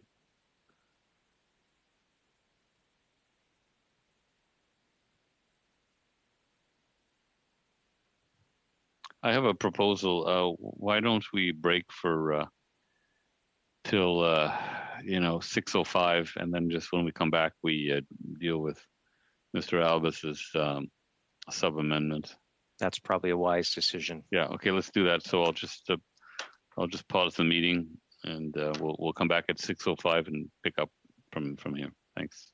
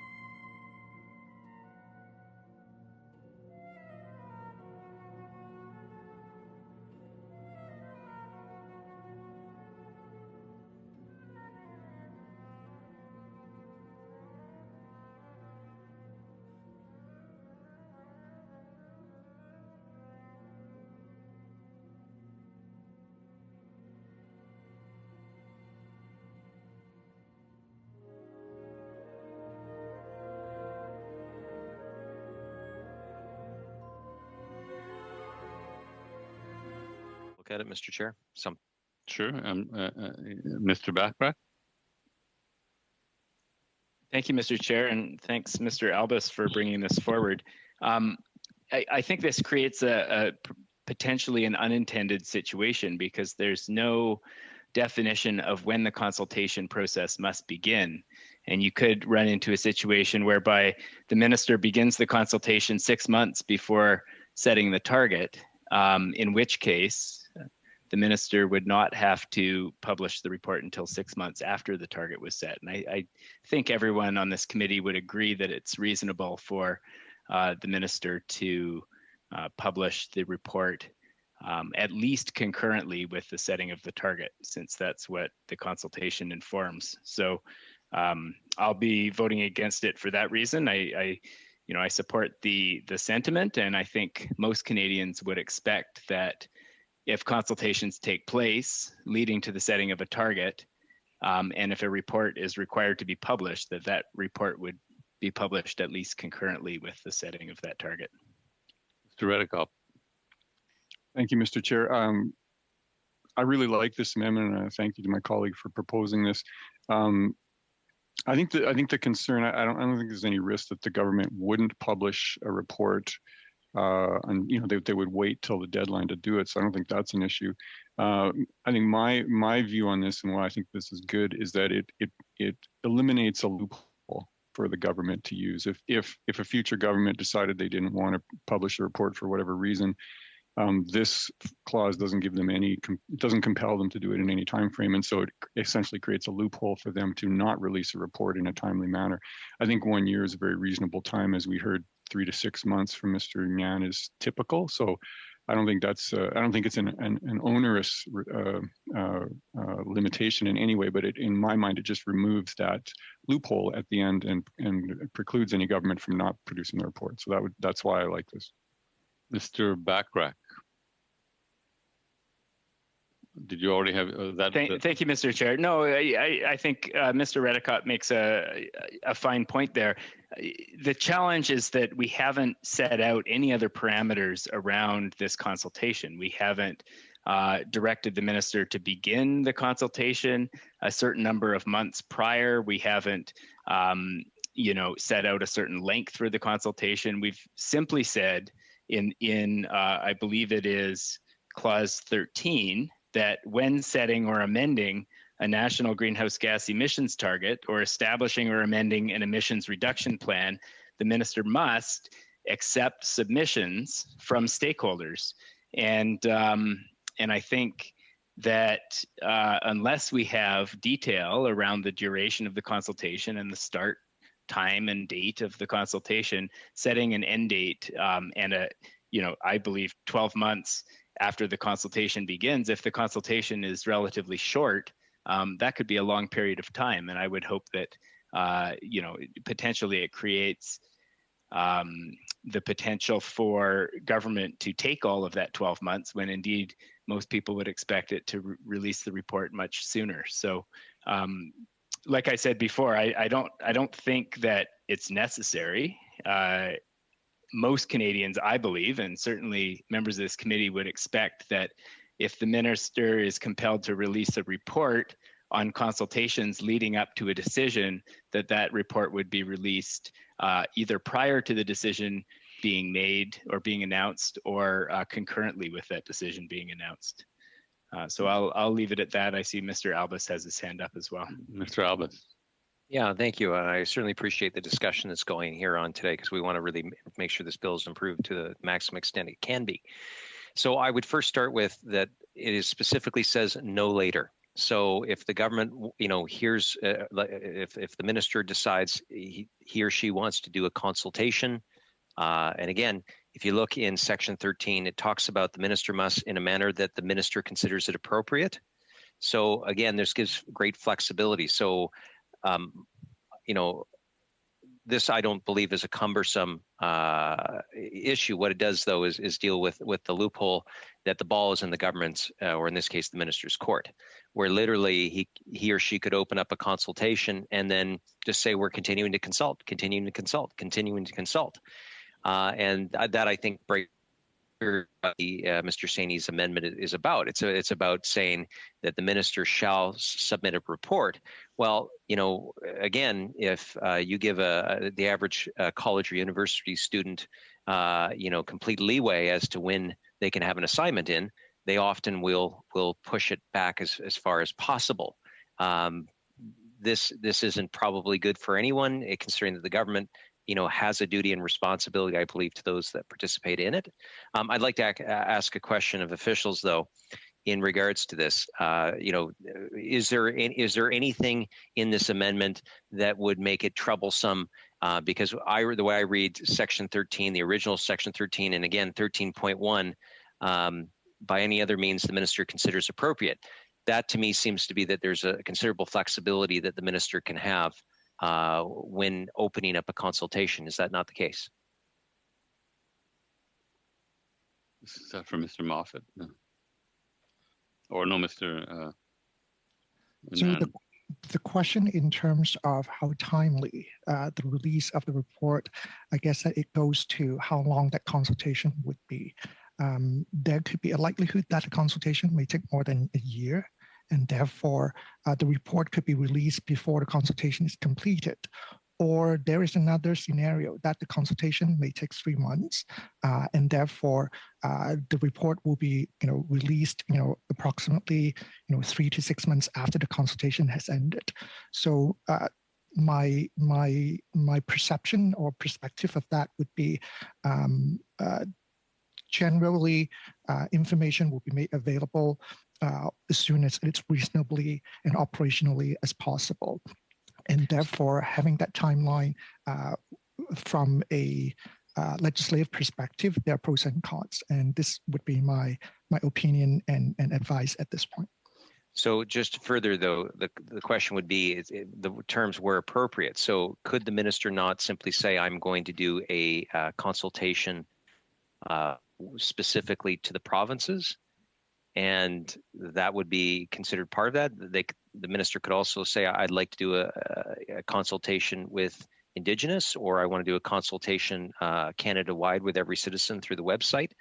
I don't believe that all these consultations need to be wound up. I think if the minister makes it appropriate, that he would like to see a consultation done with a particular body or a group of citizens, that the flexibility would be in the bill with this amendment. Would there not? I agree with you. Okay, well, I thank the officials for saying that and for their expertise, and I look forward to supporting the amendment. I do think, Mr. Chair, that one thing we've heard is increasing transparency and accountability. This certainly would include that. And again, we're not being overly prescriptive here. We're not saying exactly beyond the framework of what her, I think, is what here. And again, this does not need to be too elaborate, other than to look at other reports the Government of Canada does on a regular basis outlining what they heard. Mr. Redekop. Thanks. I do agree with what my colleague just said, so I won't rehash that. I just want to again highlight the fact that to me this is all about removing a loophole, and it's considering what Mr. Nan said, it's not inconceivable that a future government, and if you Liberal members of the committee might picture yourself as opposition members someday, a government could very much consult for years and never actually produce a report. So I think this does compel the government. It removes a loophole, essentially. I just want to reinforce that fact that this is really what that would be doing. So thank you. Okay. Seeing no further hands, I guess I'm calling the vote on the sub amendment, on Mr. Albus's sub amendment. Madam Clerk. Yes. Shall the sub amendment carry? Mr. Baker. I'm opposed to the sub amendment. Mr. Biddle. Opposed. Mr. Longfield. Opposed. Mr. Saini. Opposed. Ms. Sachs. Opposed. Mr. Albus. For. Mr. Jenner. In favor. Ms. McLeod. Ms. McLeod, Ms. McLeod, Oh, sorry. In favor. Mr. Redekop, In favor. Madame Posey, En faveur. Mr. Bacharach. Opposed. So that is 5 in favor and 6 opposed. so the sub amendment is defeated, and we now we have the amendment before us. Mr. Albus. Yeah, thank you, Mr. Chair. And while I am disappointed that members still want to, that the majority of the committee, and I'm a democratic person, I do believe the will of the committee has been expressed. I do think that we should still support this amendment because I think in the end of the day, having government giving members of parliament, giving Indigenous communities, giving a wide variety of different stakeholders that operate in the space be quite interested, or just interested citizens. I think it would be in their interest to be able to know that they were heard, they were listened to, and it was documented by the government in some way, shape, or form, and that they could see it on a website. What I would say, though, is that unfortunately, it seems to me that there seems to be a perchant here where Liberal members and unfortunately the NDP seem to be opposing any suggestion of any improvements other than the ones that they have seemingly pre-approved, and that's unfortunate. I think that we all can agree that any piece of legislation can probably be made better, and particularly if we look and we ask questions. Clearly the previous amendment, which I'm just going to vaguely refer to, the sub amendment to Mr. Saini's amendment, Mr. Chair, would have allowed some flexibility because of the minister would have been able to deal with that where appropriate. And many consultations can happen. You could have multi-year consultations with provinces, but then you can just say, this is what we've heard from these provinces, and we hope to hear from other ones. And so I do think that too. Yes. Well, again, in any legislation, Mr. Chair, if you put down provinces, it's automatically assumed territories. So unfortunately, but I am glad you raised that because I think the territories often, are not referred to enough. And so I certainly appreciate that observation, Mr. Chair. But what I would just simply wrap up with here is that, it's really important to go further than just saying that we're going to be transparent. We heard in 2015, Liberals campaign on a very aggressive promise to increase transparency. And yet that didn't happen, despite the Prime Minister's own private members bill and all of the initiatives that were included with that. This government, really introduced legislation that the Information Commissioner didn't find met that basic bar of what they promised before getting elected. And ever since then, Mr. Chair, we've seen less and less. And I think Mr. Redekop hit upon something here. And I'm glad that he is paying attention, that he's asking questions and sharing his mind, because that's what I believe what this process should be, and identified what I believe can be exploited. And I would just remind all members that, governments do come and go. And it's parliamentarians and the Canadian public that may not receive the information in a timely way.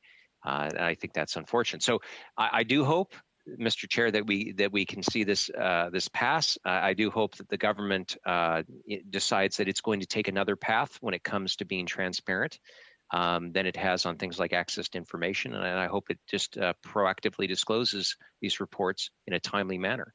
And it's unfortunate, though, I think that this committee has decided not to, add a time period to that, because I do think that governments like those university students work best when they know they have to have their work in on time. Okay, great. So seeing no other hands, I call the vote on Amendment G9.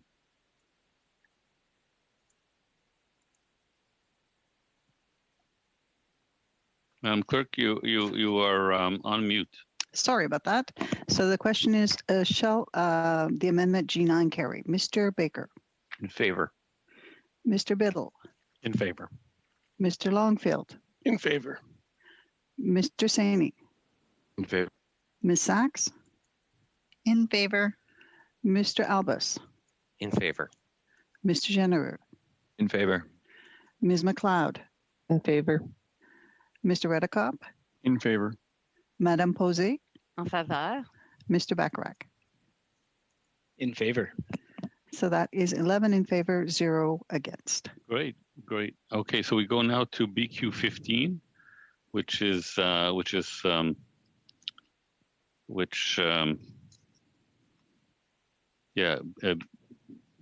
15, which is clause 14, which relates to clause 14. I just have to note the following. The vote on BQ 15 applies to BQ 16 and BQ 17 as they are linked by the notion of annual progress report. Also, if BQ 15 is adopted, PV 22, G10, CPC 13, G11, and PV 23 cannot be moved as they amend the same line.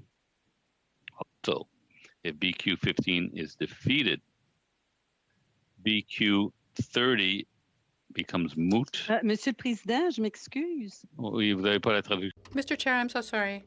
I do have the translation, but PQ 15 applies to clause 14 and not clause 13. This is no longer about public consultations. We're talking about the progress report now. Yes. We've just finished clause 13.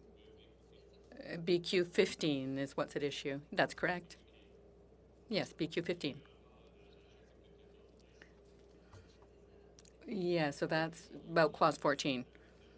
Indeed. We've finished clause 13. Yes, that's correct. I agree. I'm sorry, and maybe I'm the confused one here, so I don't mind if you tell me that I'm wrong, but I believe we agreed to the amendment of Mr. Saini. I don't believe we voted on clause 13 as amended. Well, we've already voted on clause 13. Unless I'm missing something, we've already voted on clause. It was 13.1. Yeah, that's right. Okay, so by just so I'm straight, because this exists outside of 13. Yeah, it's 13.1. By adopting as amended, exactly. that we don't need to do a further one because there was no 13.1 in the original legislation. Okay. Right. Thank you for explaining, Mr. Chair, and I'm sorry to cause any confusion. Thank you. Madame Posey, does that answer your question as well? Oui, je m'excuse. Yeah, I'm really sorry. BQ 15 will be moved and we'll be able to debate it? Oh, yes, indeed, of course. You will be able to introduce it. I just wanted to read a few notes about it before I turn the floor over to you for you to introduce it. I hope I'm allowed to do this, yes? I'm just checking. Yes, I may. I may read these notes of the chairs before Ms. Posey introduces the motion?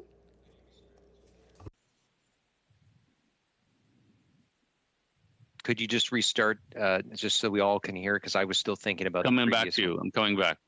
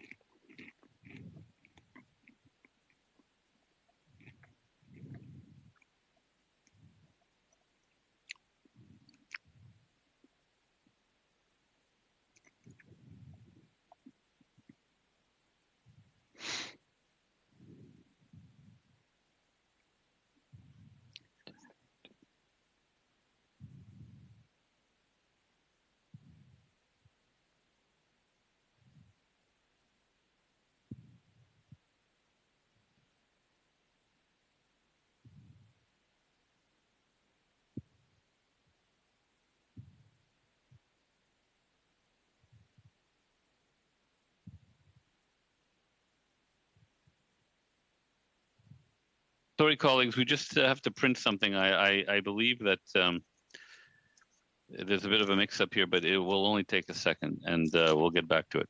So just please bear with me.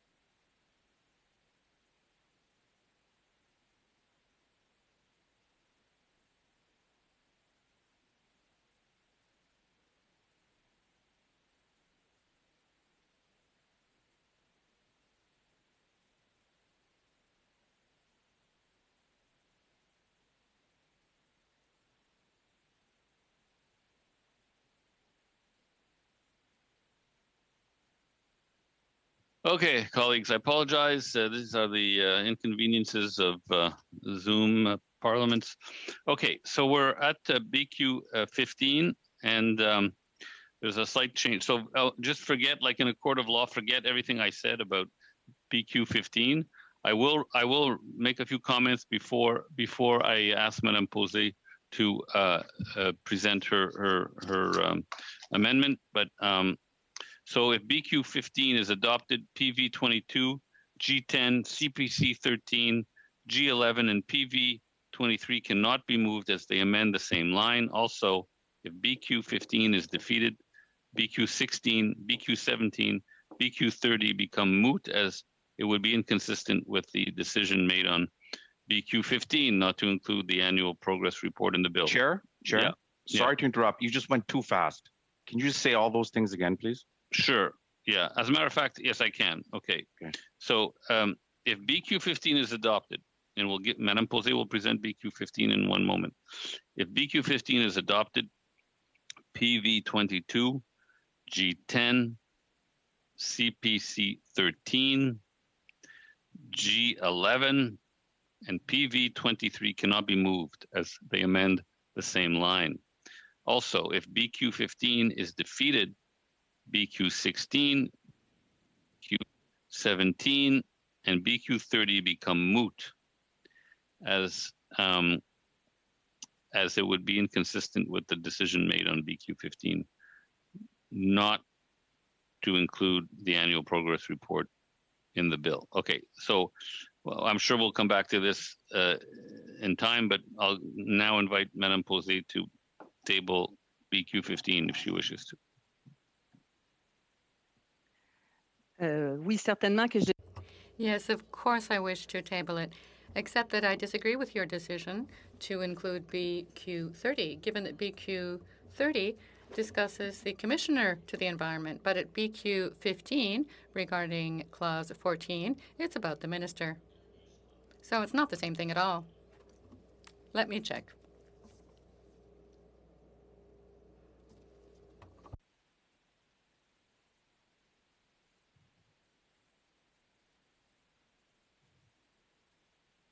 On va prendre un instant pour vérifier. Là. We'll take a moment just to be sure.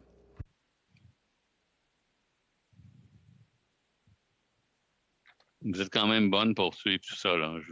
But I congratulate you on picking up on this. Thank you. That's most kind of you.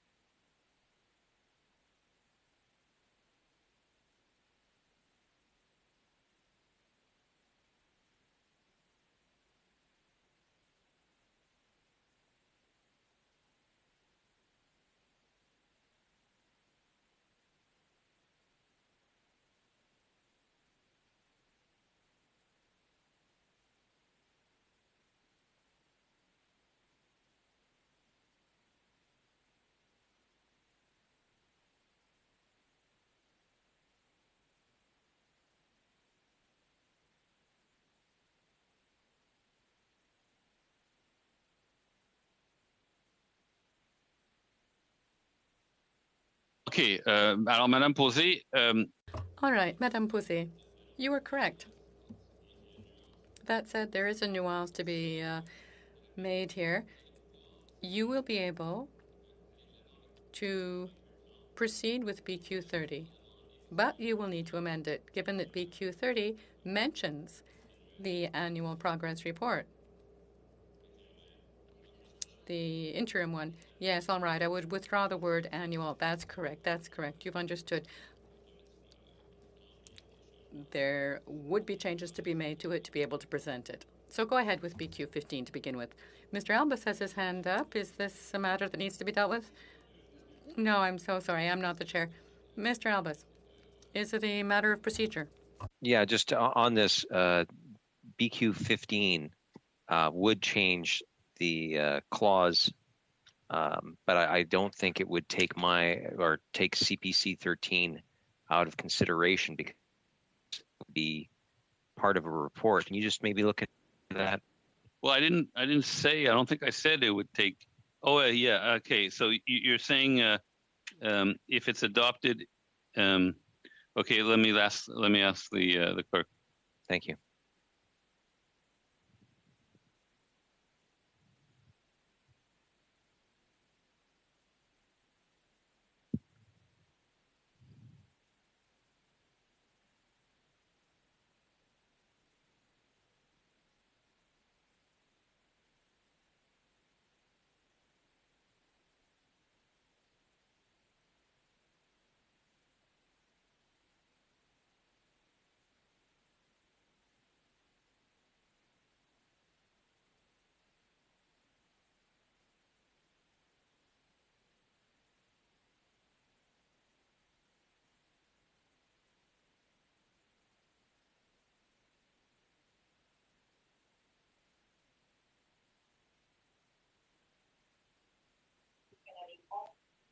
Okay. In fact, the clerk told me that unfortunately you're not correct on that. If you wish, I can have her explain it, but it's because CPC 13 it's got some of the same lines apparently. Okay. Well, Mr. Chair, I do think it could still be included, but perhaps what we'll do is we'll just let the committee debate Madame Posé's, and then I can make my case at that point. Yeah. They could just again, if the committee decides to pass it, then I'll have to make that argument because I do think the bill can be strengthened when it comes into reporting on summary of Canada's greenhouse gas emissions released or removed from the atmosphere because of non-anthropogenic measures. So. Or factors, okay, pardon me. Yeah. But I mean, this is what the clerk is telling me. So, okay. So, go ahead, Madame Posé. Merci, Monsieur le Président. Thank you, Mr. Chair. So a little earlier, we were discussing a report to be based on consultations. The most important report, though, is the report on the progress and the measures that surround real reductions that have to be reported on in a report. This needs to be evaluated, to our mind, by an independent body. So in BQ 15, we change the provisions around the report to make it an annual progress report. The text only provides for 2 years before the beginning of the relevant year a milestone year, which is insufficient, we think. The government already has information on an annual basis about Canada, so could easily prepare a progress report annually. And Amendment G11 confirms this. However, the government's intention is insufficiently rigorous. It's not transparent enough either, because a summary inventory is not a report, just like an objective is not a target. Moreover, there are some gaps in data collection about greenhouse gas emissions. A report, annual in as much as possible, is really required. And in our amendment, we provide for 2 years after the bill comes into effect in order to provide for some time to lay out an action plan and prepare a report. This is really important because an annual progress report would then be dealt with by the commissioner, something that we'll talk about later in their evaluation of the minister's report. And here it looks like the minister would be evaluating themselves. It's important that the commissioner do this rather, and we will suggest this a little later on. An independent authority and Canadians, therefore, will be able to really hear how Canada is doing on its reductions. And that is what ensures transparency. Citizens need to know what is going on. That's what democracy is all about. And I will quote someone whom you know, and I'm sure that many other people here are aware of who this is. A great prime minister, a great Democrat, a supporter of democracy, really, René Lévesque. And he said, anyone who truly supports democracy wants to ensure that the people, the population, is truly informed of what is of interest to it and what its interests are. So this is something that really counts for anyone who supports democracy, to have comments and evaluations carried out by people who are at arm's length. So a minister evaluating their own work, I'm sorry, this is just unacceptable. In fact, a brief was filed by David Goodenham and Mr. Nathan, and I will quote them. They said, an effective framework will ensure that the government report in a timely manner, and we think that's annually, on key information so that the constituents, electors, Canadians, many of whom are parents of children who in 30 years will be carrying the weight of climate change, have enough information to accurately evaluate the efficiency of the new measures being proposed. The foundations of parliamentary democracy are information provided to the electors and the transparency that ensures that that information does become available to them. Thank you, Mr. Chair. Just before I ask my question, I'd like you to confirm something with me, just so I know that I'm on the right track here. So if we were to adopt this, this is 14.1 and 14.2, and it would replace 14.1 as well as 2A, B, and C. So 2A, B, and C would disappear and be replaced by 14.1 and 14.2. Am I reading this correctly? Well, I'll let the legislative clerk answer that. Yes, that's correct. Okay, thank you. So my question actually is for Madame Posey, and that is, basically this is removing the content of the report section. So in what is currently section 14.2 A, B, and C. And I'm just wondering, in my view, having a little more detail on what is required in the content of the report is important. I think it provides some guidance to government.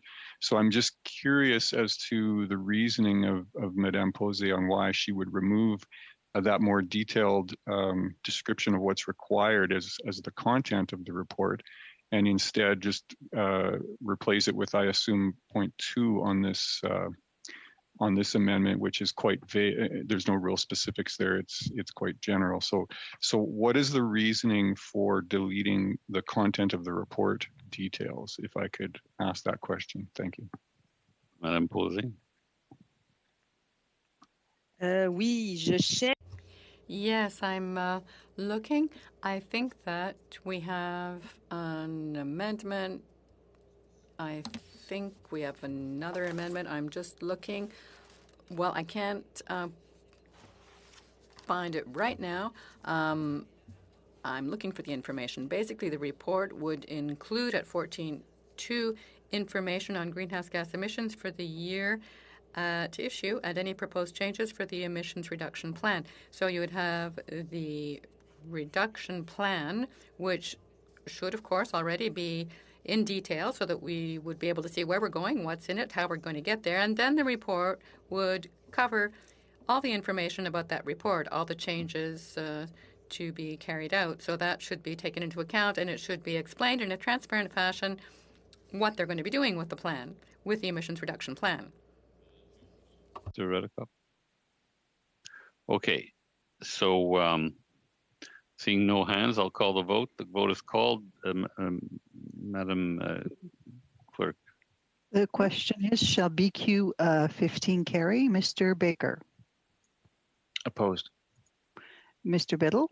Opposed. Mr. Longfield. Opposed. Mr. Saini. Opposed. Ms. Sachs. Opposed. Mr. Albus. Opposed. Mr. Jennifer. Opposed. Ms. McLeod. Opposed. Mr. Redekop. Opposed. Madame Posey. En faveur d'une plus grande démocratie. Mr. Bachrach. Opposed. So that is 1 in favor, 10 opposed. Okay, so it does not carry. We go to PV 22. Let's see, Ms. May. Thank you, Mr. Chair. This amendment goes to the issue of progress reports. And I just want to note for the committee the requirement in calendar 2023 for a major international review of progress by all nations. So that certainly is already in place. And I note also, I want to make a point that the Green Party Amendment 22 is completely consistent with the one that comes up next, which is Chris's amendment to Government 10 around progress reports. But where Chris's amendment stops, this amendment from the Green Party continues on the point of annual progress reports between 2030 and 2050. So again, we're completely consistent that in the Green Party amendment that there be at least 2 progress reports before 2030. That is covered off and consistent with both what the Paris Agreement requires of us, consistent with Chris Biddle's amendment for the government that comes up next. But we don't have anything for annual progress reports. And I just want to flag, I've mentioned before the international record and what are the elements accepted globally of best practices around climate accountability legislation, which, as I put it to the minister when we had our opportunity to question him, the government of Canada has consciously decided not to pursue the best practices around the world. And for a quick review of those, the website of the Canadian Institute for Climate Choices, which again was created by the government of Canada with a number of experts, sets out what are considered best practices from around the world on climate legislation. And in relation to progress reports, they say this, quote, typically climate accountability frameworks mandate that an independent body table yearly progress reports. So with that support from the Canadian Institute for Climate Choices, not that they've explicitly looked at my amendments, but it's so well known what best practices are that it's quite astonishing that the government of Canada has chosen to avoid best practice in almost every area. But here's a chance to amend this and ensure that we get an annual progress report between 2030 and 2050. Thank you, Mr. Chair. Thank you, Madam May, Ms. May. Okay, I don't see any other hands, and therefore I call the vote on PV 22. The question is, shall PV 22 carry? Mr. Baker. Opposed. Mr. Biddle. Opposed. Mr. Longfield. Opposed. Mr. Saini. Opposed. Ms. Sachs. Opposed. Mr. Albus. Opposed. Mr. Genereux, Opposed. Ms. McLeod, Opposed. Mr. Redekop, Opposed. Madame Posey, En faveur. Mr. Backrack. Opposed. So that is 1 in favor, 10 opposed. The amendment is defeated. We'll go now to G10. Mr. Biddle. Thank you so much, Mr. Chair. And I think this one might pique Mr. Albus's interest. So I'm proposing to add new subsection 14 sub 1.1 and sub 1.2. First, this motion requires the Minister of the Environment, in consultation with other federal ministers, to prepare progress reports on 2030 by the end of 2023, another by the end of 2025, and another by the end of 2027. Second, this motion requires the 2025 progress reports to include an assessment of the 2030 GHG emissions target, and requires the Minister of the Environment to consider amending the 2030 target. These motions increase the accountability for 2030. Thank you, Mr. Chair. Would anyone else like to speak to G10? Mr. Albus. Yeah, thank you. And MP Biddle has been successful in drawing my interest.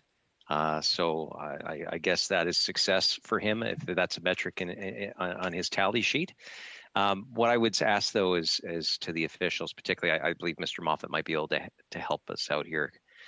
So G10 would add additional progress reports for 2030 to be done in 2023, 2025, and 2027. Now, back earlier, NDP3 would require all progress reports on 2030 to include progress on the 2026 interim objective.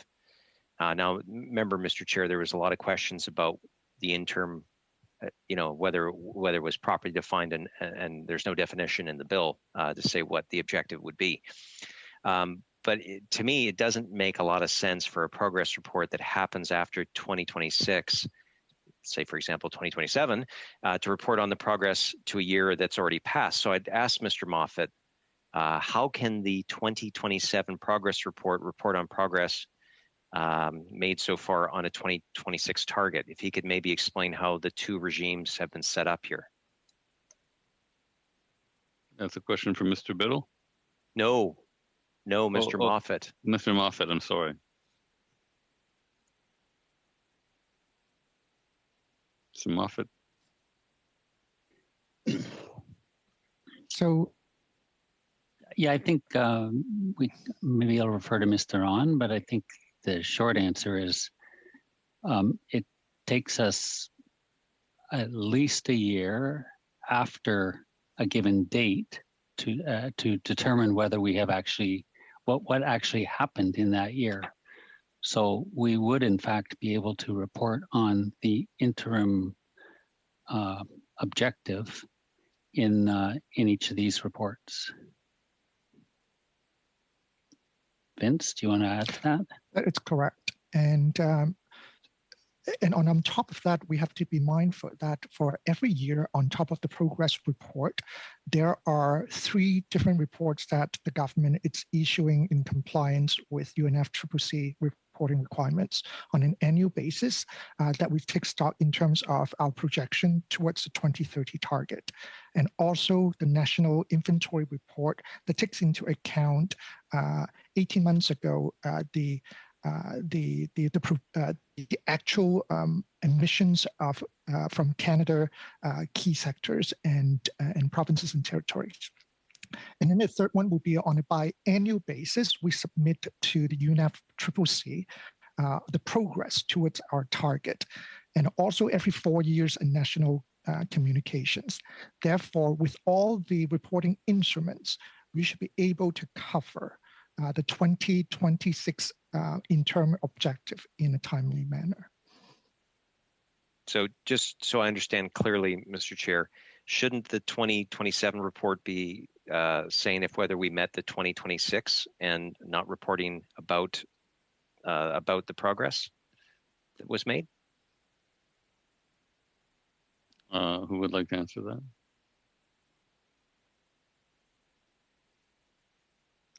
Could you repeat the question? Yeah, sure, Mr. Chair. So shouldn't the 2027 report saying whether we met the 2026 report and not just reporting on progress? Interesting question.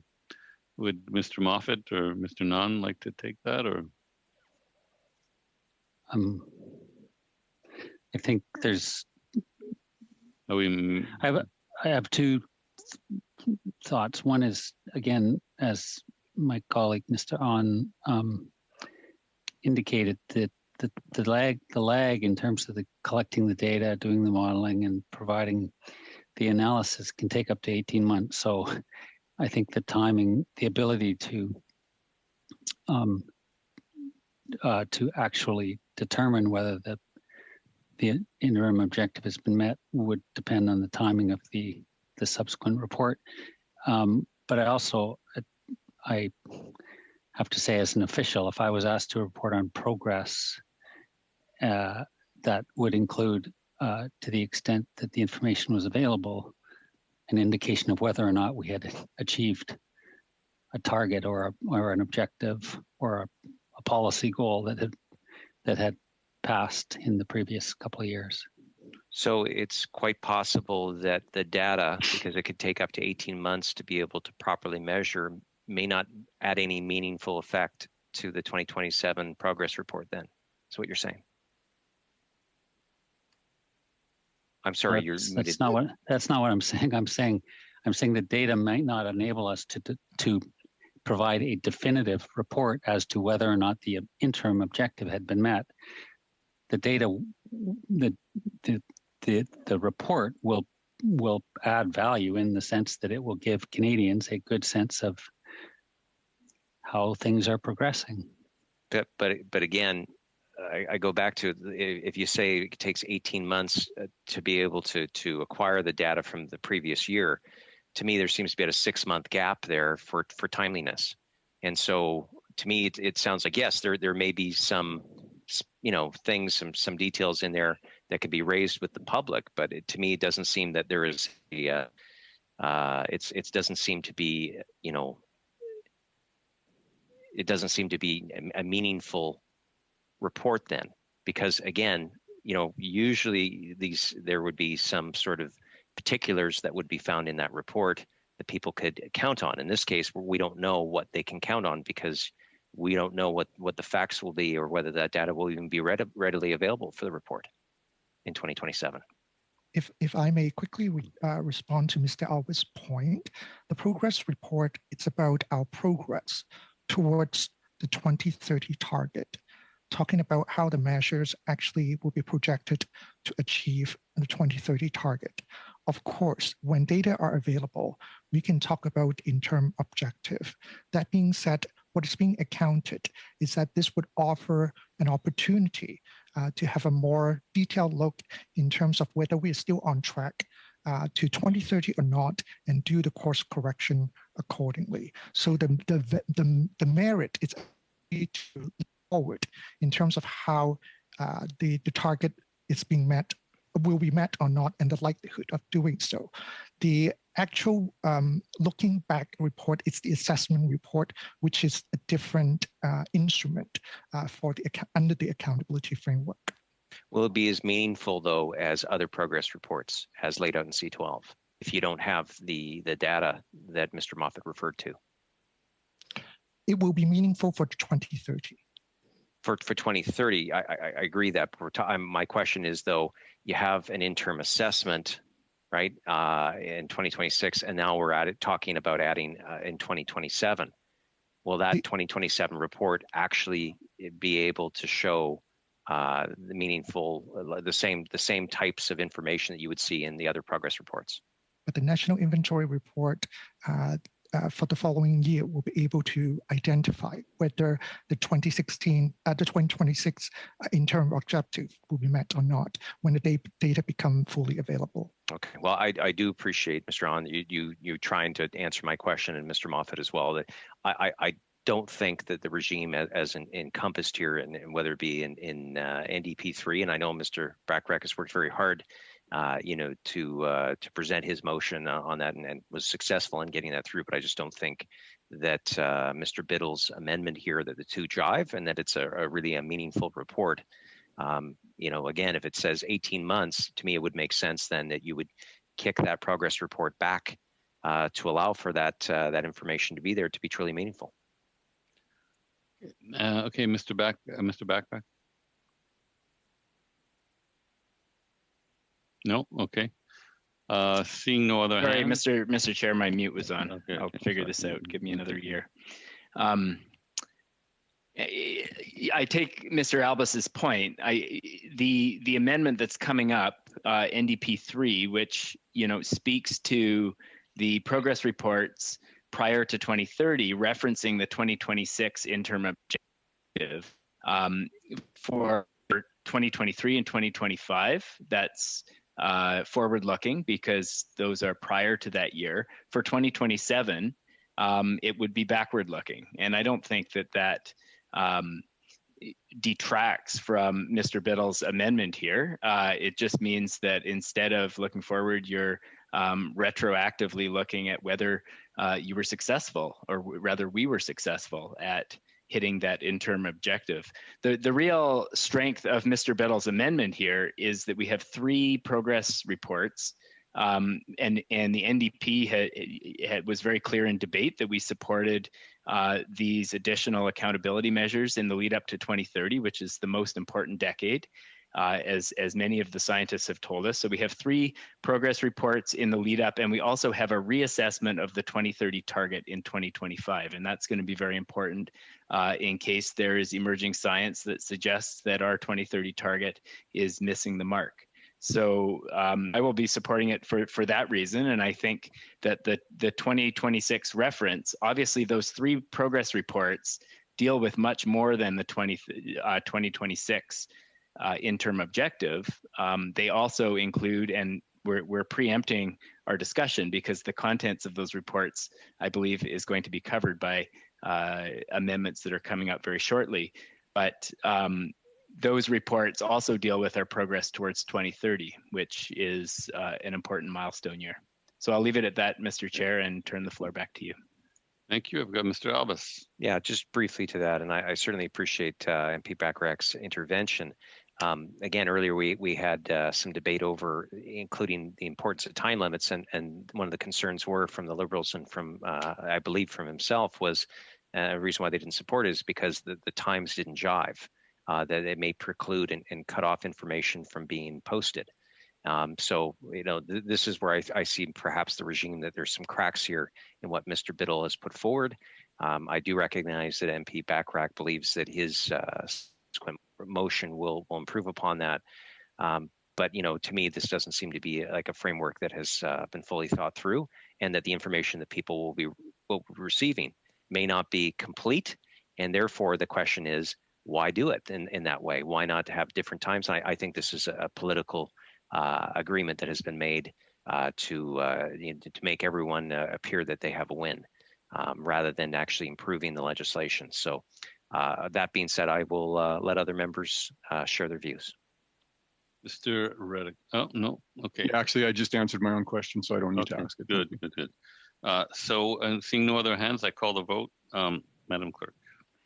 The question is, shall G10 carry? Mr. Baker. In favor. Mr. Biddle. In favor. Mr. Longfield. In favor.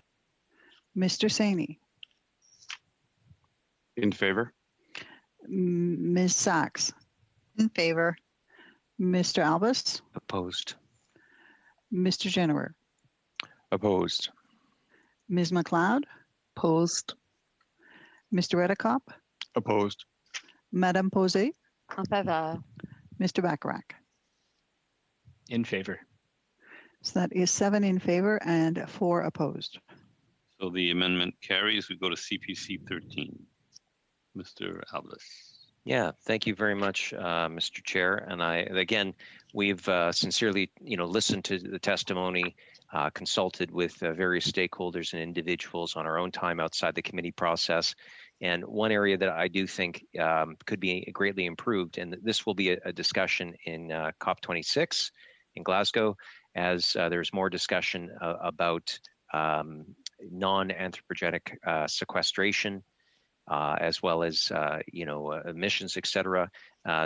This is something that I'm sure that many members may, from their own experience in their constituencies, this has come up to me in my capacity as the shadow minister for the environment and climate change, where constituents have called MPs and asked for particular information. So, for example, Canada's sequestration through natural means, and there are some reports between there's dueling reports, Mr.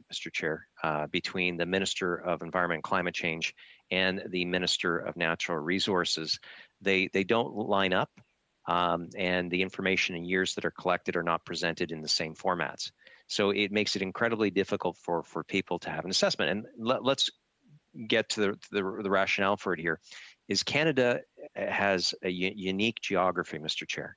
As the second largest landmass, we have, from coast to coast to coast, incredible natural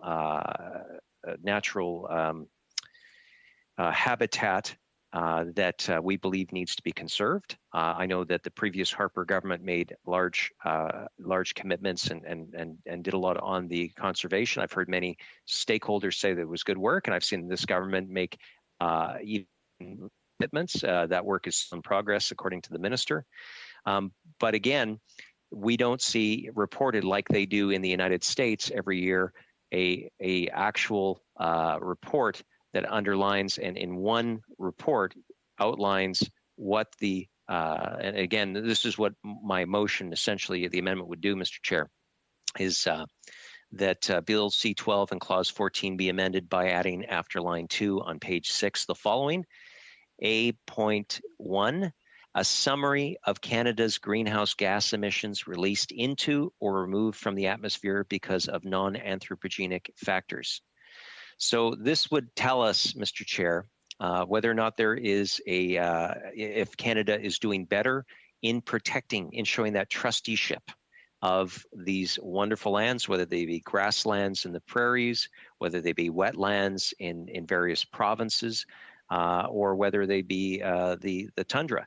And so that there's many things that the government does do right now, Mr. Chair, but it does not report in a single report those emissions and those sequestrations, so that the average Canadian can pull that out or call their member of parliament. The member of parliament can go right to that report and give it to them. As I've said, this is something that is going to become more and more under the attention of the upcoming Glasgow COP26 as they start to discuss. And this is more about giving the information so that Canadians can know whether or not, in a simple form, Mr. Chair, where the pluses and the minuses are, whether or not those assets that are largely, I believe, Mr. Chair, both provincial and federal crown lands, and whether or not those forests and those tundra and those grasslands and those wetlands are being preserved, and what's the status of it. And so I do think that this is an important step, because the science is out there. It is being done. It could be compiled in an easy to access. This is something that internationally that is going to receive more and more focus. We should be anticipating so that we can actually come to the table to those things and actually be able to talk with up-to-date information. And Mr. Chair, I believe that this is an area that the average Canadian citizen would do well from. This is something that the Minister of Foreign Affairs and the Minister of Environment would probably even the Prime Minister would be needed to be briefed on in such a way. And we would be able to make better policy decisions, I believe, by the collection and the reporting in a common structure through this. So, Mr. Chair, I would just ask all honorable members to look at this. It is a very balanced motion. It just talks about a basic reporting structure for, again, emissions released into or removed from the atmosphere. And this would give the opportunity for conservationists, as well as the layperson, that information in a timely way something that I believe that government already has and could do a lot more in simply presenting it in a common format. So I will leave that there, Mr. Chair, and hope we'll get some support side. I do know that every party, has made conservation commitments, and this is more about, again, just having those numbers at fingertips so we can better communicate to our constituents about this. Thank you. Okay, Mr. Moffat, you have your hand up? No. Okay, sorry. Yes, I do. I do, if you don't mind, Mr. Chair, because I this may be inappropriate, but I think it's important to note that this amendment, from a wording perspective, will not accomplish what Mr. Albus suggested it would. Okay. The terms anthropogenic and non-anthropogenic have clear meanings in the international climate change community, and anthropogenic means emissions and removals that are caused by or for which human activity takes responsibility. So when we are obliged to report on anthropogenic sequestration, we are absolutely accounting for the trusteeship that you referred to. Non-anthropogenic means activities that occur with no human influence whatsoever. Okay, thank you for that clarification. Yeah. Can I just, Mr. Chair? Yeah. So I believe that we're also looking at definitions later on, and that we would include a definition so that people would know exactly what we're speaking to. But again, Canada's landmass, second largest in the world, and we don't report in a common structure about this. So again, non-anthropogenic, I believe, is also Mr. Moffat may be of the opinion that is not a factor that we should be looking at. I think that there's a greater public need for this information. I think I'm going to cut off debate between members Mr. and Chair, the witness. I'm not debating. I'm actually just simply raising my points to the public. I think we're going to move on, and if there are no other, Madame Posey. Madame Posey? On vous entend pas. We can't hear you. I'm so sorry. I was on mute. I would like to know whether this amendment would allow for example, seeing whether the 2 billion trees that have been promised could act as a sink. Perhaps Mr. Moffat is able to provide an answer. Would this amendment allow for that sort of activity or intervention? Well, so go ahead, Mr. Moffat. No, this would not cover that. That would already be covered under our obligation to report anthropogenic sequestration. Planting a tree is a human activity, which then results in the sequestration, which we already report on pursuant to UNFCCC guidelines with respecting so-called LULUCF, land use change in forestry. That information is actually reported on a regular basis in a standardized form in our reports to the United Nations. Okay, Mr. Chair. Yep. So again, I just want to make it abundantly clear, and maybe I'll ask this because Mr. Moffat, I'm talking about assets like non-managed forests. I'm talking about natural, like climate-based solutions that are, or not solutions, but just already existing nature, and reporting on that through this bill. Okay. So I just would like to hear though, because Mr. Chair, even Mr. Moffat described it as a bit maybe inappropriate. I wouldn't say inappropriate. I would just simply say a little surprising, but that's where we have discussions like this. I'd like to hear from Mr. Moffat because I'm not referring to 2 billion trees. That's clearly anthropogenic. I'm talking about, though, for the purposes of this bill, a report, specifically a summary of Canada's greenhouse gas emissions released into or removed from the atmosphere because of non-anthropogenic factors. So I'm speaking about non-managed forests. So that's an important clarification. And the focus of this bill is on government accountability to change emissions increase sequestration, reduce emissions.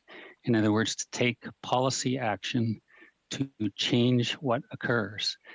Things that occur outside of human influence are not subject to the accountability to the focus of this bill, which is for us to take responsibility for emissions and to reduce them. Yeah. So, Okay, forest fires, for example, we're not responsible really for forest fires that release carbon. Is that correct, Mr. Moffat? Yeah. Okay. Mr. Albus. Mr. Albus, Mr. Redekop. Yeah. Well, who would you like to go first, Mr. Redekop? No, you, I think, because your hand was up first. Okay. Thank you, Mr. Chair. So, look, we've heard a number of times this committee at the testimony that what you measure matters. Right now, the Canadian public doesn't have at their fingertips or members of parliament, because I know I've received those requests, and we end up having to send them two very different reports that are not structured, and the average citizen probably can, invest a tremendous amount of time. This is science that is already happening. These are conversations where, again, Mr. Chair, Canada has the second largest landmass. Mm-hmm. Why wouldn't we be able to put in this information so that we actually get that public knowledge about Canada's non-anthropogenic factors? And I would just think that this is not outside the scope of the bill. You've ruled that it's admissible. And this is information that I think Canadians want. We've had multiple witnesses agree that it is something that is important. And if we do not start reporting on these things, Mr. Chair, yeah, I would say that, if you don't report on things, then it doesn't really matter. And I just, for the life of me, I disagree with that. I think that as an elected official, my constituents expect us as to act in trusteeship of our natural environment. And there is an interrelation between climate change and the natural system. So I think that this is entirely within the scope. I respect that Mr. Moffat perhaps thought I was speaking about something else earlier, but I really do hope that by Mr. Moffat and I clarifying, or at least for myself clarifying with Mr. Moffat, that other members would show support for this initiative, because I do know that A, Canadians want this information, and B, that this is a part. We cannot just simply say, no, that information isn't important. That's not part of this equation. It is part. It may not be necessarily the central focus of the bill, but it is certainly a public good to have delivered. And I would certainly hope that all members would see the forest for the trees and vote in favor of this being included. It's not onerous on the government. It is something that can be made available. The Americans report on this, Mr. Chair. Why is it that the American public has better knowledge about their lands when here in Canada, we like to pride ourselves on our pristine environment? We don't do so.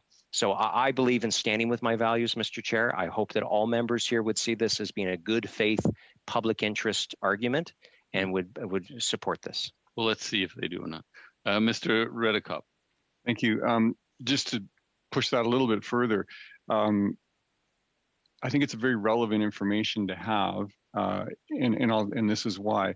If all of a sudden we found out through measurements that the unmanaged forests, to pick on them, were sequestering, say, 50 megatons more carbon per year than expected, that has a huge impact on the plans that the government needs to make. It could save us from doing a lot of things that we don't need to do if the Earth naturally is doing it.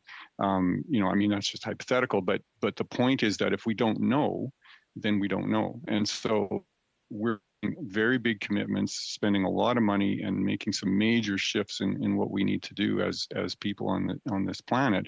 And if we don't understand what's happening naturally, we may be making the wrong decisions, and it can go the other way too. We might find that we have to actually do more because the non-managed forests are producing more GHGs than we think, or whatever. So to me, this is very, very important because it's a significant piece of the puzzle. And if we don't know what that is, then we're making decisions with only partial information. And I think the important goal here is that we have all the information in front of us so that we can make the best decisions possible and make the best decisions possible for our Canadian people. And Posey. Oui. Well, I admit that I'm not finding the amendment crystal clear, which is why I've been wondering yes, no. But here's a question that might help me. Mr. Albus, if we're speaking solely of non-anthropogenic factors and emissions, how does this relate to the public good? It could be useful for science, but for a public policy, given that we know so well that climate change is due to anthropogenic activity, and that's where we could have an effect, and the bill is focused on that, I think. So what's the weight of this amendment here for policy? I imagine that if, given climate change, let's say there are more forest fires, this would contribute to greenhouse gas emissions, and you would need more stringent targets to counter it. I mean, I'm just imagining that might happen. Mr. Albus. Yes, thank you, Mr. Chair. And that's a very practical example. Even in the government's own regulate or consultation piece on selling credits, it does say that that it will allow for anthropogenic, so human-caused tree planting to be considered it, but it won't. It doesn't make a requirement that if it burns down within 100 years, and so there is a relation. And again, Canadians, we pride ourselves on our natural environment, and yet we don't report on it in the same way that other countries do. So again, what you measure matters. And so I would simply say that your practical point there, Mr. Chair, is really important. And we do have it where the minister has said that he wants to have 25% of Canada's landmass by 2025 under some form of conservation federally. These are but that is, again, that does not encompass all of the grasslands. It does not encompass all of the non-managed forests. And again, if we're only looking at the human side, we are forgetting that the Earth is a natural ecosystem that exists and that by anthropogenic, but also it exists and should be reported on. If this is a good governance mechanism here, this is simply a summary. This is respecting that often these lands are under provincial jurisdiction, but I do think that by measuring it and reporting it to Canadians, there will be a greater appreciation for that. And as you said, Mr. Chair, it may, if people see that there is increasing the amount of emissions and that there's not the regular sequestration, that may trigger further inquiries scientifically. Because again, the whole central thesis of science, and I know Mr. Saini, will respect this, is to start with a fruitful question. So there would be more by having this summary. It would send a signal to the scientific community. Why are we seeing the trend line in the wrong direction? Our government policies aligned along the right ways. So this is a nonpartisan attempt to take existing information, to put it into that so that it can trigger more of those fruitful questions for whether you be a scientist or just the average Canadian. I hope that answers Madam Posey's question. Along the lines of asking a fruitful question, the vote is called. And the question is, shall Amendment CPC 13 carry? Mr. Baker. Opposed. Mr. Biddle. Opposed. Mr. Longfield. Opposed. Mr. Saini. Opposed. Ms. Sachs. Opposed. Mr. Albus. In favor. Mr. Ginneberg. In favor. Ms. McLeod. In favor. Mr. Redekop. Yes. Madame Posey. Contre. Mr. Bachrach. Opposed. That is 4 in favor and 7 opposed. Okay, so the amendment is defeated. We now go to G11, and I'm told that if G11 is adopted, PV 23 cannot be moved as they amend the same line. Who's going to be presenting? I'll still be allowed to present it. Is that correct, Mr. Chair? Just to flag that. Thank you, Mr. Let me Chair. look into that. Yeah. In the meantime, Thank you, Mr. Chair. I appreciate the time to present my amendment. Mr. Chair, I'm pleased to introduce a motion to modify subsection 14.2. This motion aims to strengthen the bill by requiring progress reports to contain, among other things, Canada's most recent published GHG emissions projections for the next milestone year, and a summary of Canada's most recent official GHG emissions inventory. We want to ensure that progress reports will include the additional information that we've heard from stakeholders, and we want to ensure that the details and measures taken by non-federal actors are also accounted for with this amendment. And I do hope that it receives support from my colleagues.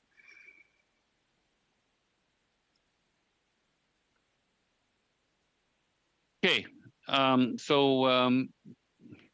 Albus. Yes, thank you, Mr. Chair. And I'd like to thank MP Sachs. Again, I'm going to be asking a few questions here. So hopefully, this is not taken any which other way than just inquiring. So first of all, Mr. Moffat, in regards to this particular amendment, G11, is there anything in here that actually expands the regime envisioned in C12, or is this all information that more or less could be reported on from the minister's perspective? If I may, Mr. Albus, I can answer that question on behalf of Environment and Climate Change Canada. As we mentioned, UNF, the United Nations Framework on Climate Change, Convention of Climate Change, requires that we submit a report on projections as well as on the national inventory of Canada's emissions on an annual basis. So the amendments here would help to bring all those elements together in the progress report. But there's nothing in C12 as it exists without this amendment that would circumvent the ability of the minister to include that information. It would help provide greater clarity in terms of what the progress report will include. Okay, but it doesn't expand. It's a prescriptive. This is just saying these are the nature that we'd like to see in the report. And even then, there's a lot of if where is it here? If available, relevant to the report, et cetera. There seems to be a lot of ifs or conditionalities, but there's nothing. So in C12, though, under the current C12, the minister has to do certain things. This is just prescribing how he arranges those reports, more or less, and still offers flexibility. It does not actually increase the amount of knowledge that the minister has to give, other than specify what he has to give. Mr. Moffat, you seem to be you seem to want to comment on that. That's correct. It prescribes the detail. Without this, it would be up to the discretion of the minister to decide what information to provide. Okay, so all it is just prescriptive. Okay, well, thank you for that, Mr. Chair. The only other thing I would just offer right now is that I am happy to see that the government is starting to talk and think about the provinces, cooperative measures or agreements with provinces, although I think that there seems to be some conditionality on here. We really think the government has only been working with governments that it feels when it suits it, and so that this politicizes it. We would much rather see a summary of provincial actions rather than just necessarily the ones that the government chooses or the cooperative agreements that they come up with. Okay, could you take your hand down? Okay, thank you. Seeing no hands, I call the vote. Okay, the question is, shall G11 carry? Mr. Baker? In favor. Mr. Biddle? In favor. Mr. Longfield? In favor. Mr. Svaney? In favor. Ms. Sachs? In favor. Mr. Albus? Oppose. Mr. Genereux? Opposed. Ms. McLeod? Opposed. Mr. Redekop? Opposed. Madame Posey? En faveur. Mr. Bachrach? In favor. So that is 7 in favor and 4 opposed. Okay, so it's defeated. Now, that means that PV 23 cannot be debated and voted on. It's up to the discretion of the chair. I will, if we start spending too much time presenting amendments that cannot be debated or voted on, we're going to fall behind. Ms. May, I will allot you 60 seconds to speak to it, but then at 60 seconds I must cut you off. And if we can't respect this rule going forward, and this is for everyone, then I just won't. Mr. Chair? Yeah. If I may interrupt, I believe you said that G11 was negatived.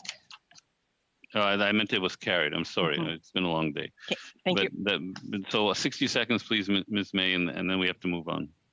I'll use the 60 seconds, Mr. Chair, to ask this committee to read its own motion, by which I'm compelled to be here, which says that I am to be allowed to speak to every one of my amendments. And that is a rule that has been observed by other chairs in other committees. Clearly, the amendment that just carried, G11, speaks to some of the same areas, but not with the same focus, relating to ensuring that there be additional measures taken with the probability of achieving goals is a different term and phrase than that used in Ms. Sachs' amendments. I believe my 60 seconds are likely up. But again, if you hadn't passed this motion, I wouldn't be here. If you hadn't passed your motion, I'd have more rights to present at report stage in the House of Commons. Thank you. Okay, understood. And so we'll go to NDP 3.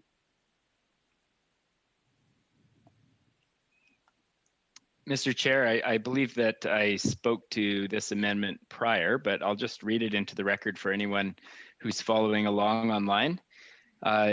Ms. Collins moves that Bill C-12 in Clause 14 be amended by adding after line 11 on page 6 the following. Any progress report relating to 2030 must include an update on the progress that has been made towards achieving the interim greenhouse gas emissions objective for 2026. And I believe it's fairly self-explanatory. It's definitely strengthens the bill to have the 2026 objective in there. And this simply ensures that the progress reports, as we discussed earlier, reference progress towards that interim objective. Thank you, Mr. Chair. Thank you, Mr. Redekop. Thank you, Mr. Chair. I had to preemptively raise my hand so that you didn't miss me while I was trying to figure out a few things. I guess my question is this redundant given the previous changes that we've made to the reporting?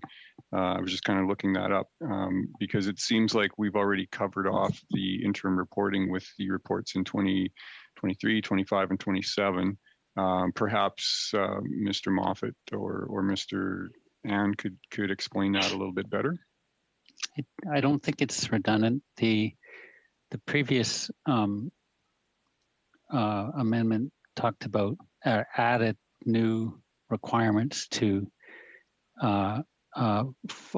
added new progress reports before 2030. And without this amendment, those progress reports would report on progress towards the 2030 target. This amendment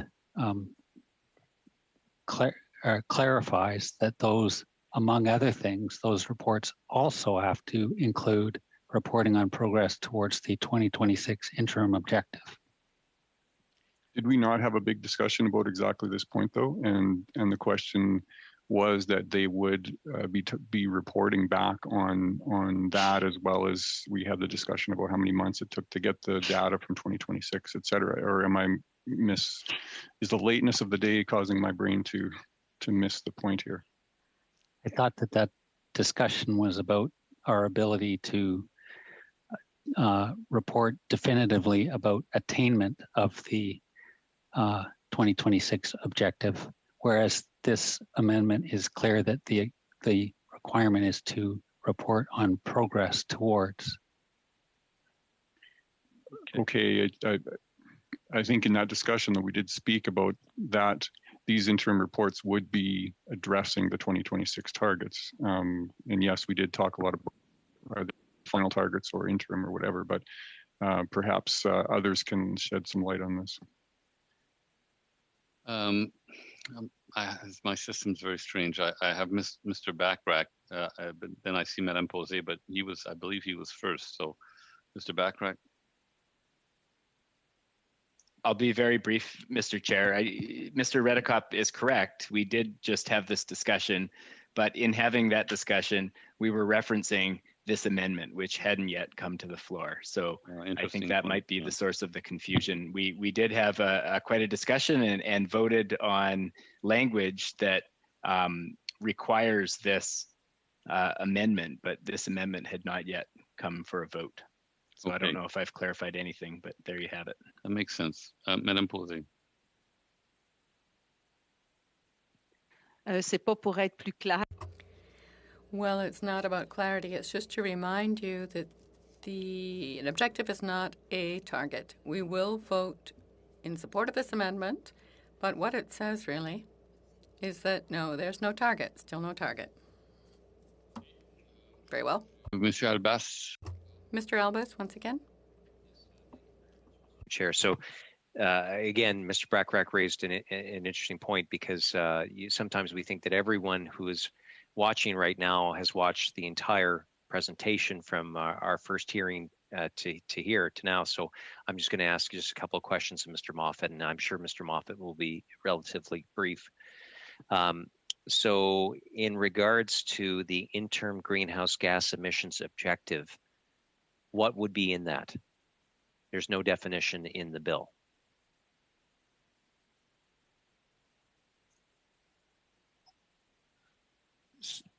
If I may, it would be similar to the milestone target of a specific level of emissions reduction. So, Mr. Moffat, you had said it previously that it would include a number, but it would not be, because there's a very much prescribed exactly what a target is under the Act. It is a very different thing, is it not? What I explained previously was, or at least tried to explain, was not so much that it's different in form from a target, but that a target in this bill comes with it various obligations with respect to reporting, et cetera. Could you explain what the obligations under the target regime that was originally proposed in C12 and what the interim greenhouse gas emissions objective is in terms of obligations? With this amendment, there would be an obligation to report on progress towards the interim objective. At the time that we had the previous discussion, there was no such amendment on the table, and so the objective was simply an objective without any reporting obligations. This committee has now passed an amendment requiring that the objective be included in the plan, requiring additional reporting towards the 2030 target, and this amendment would require progress reporting towards that interim objective. Okay, but again, the progress report that from a previous, I believe it was Government 10, would meet in 2027, a year after. And Mr. Ong, you said that not all information relevant may be in that report. Is that correct? That's at the final numbers of looking back will appear likely in 2028.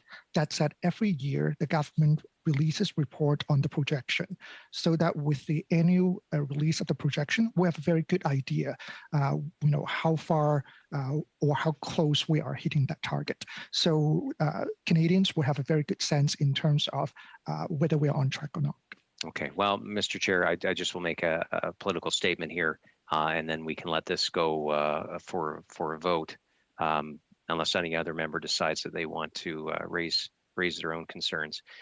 First of all, it's very clear that the Liberals and NDP, came to an agreement quite early. I'm not subject to those things. I'm not going to ask Mr. Backrack for those things because ultimately, he's here to present his motion in the greatest light, and I understand that. I've tried that many times today, my own amendments.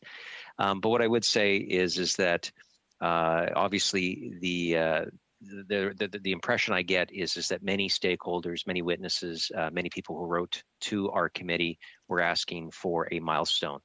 And so there was a lot of political pressure on the government and on the NDP or the Bloc, I'm sure the Greens as well. We heard from people that wanted a milestone for 2025, and instead they're getting this. And it does not sound to me that it's the same obligations as what would be included there. The government, I think by adding those extra reports, people may get something that's much different, although I think political parties like the NDP and the Liberals will say this is a great victory. I would just simply say that, this whole process seems to have been a bit of a steamrolled, compressed one.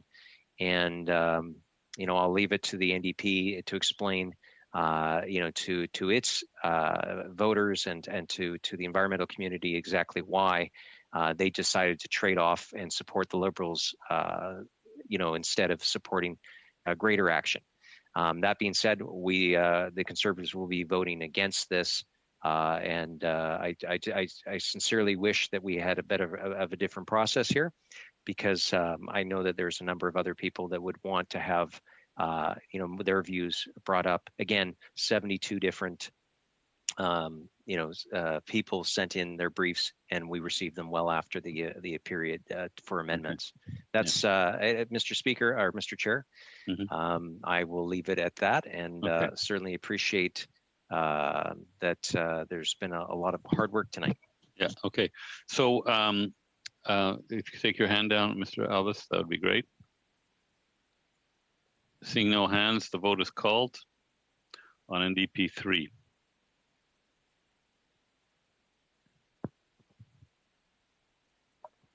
Madam Clerk? Sorry, shall NDP 3 carry? Mr. Baker?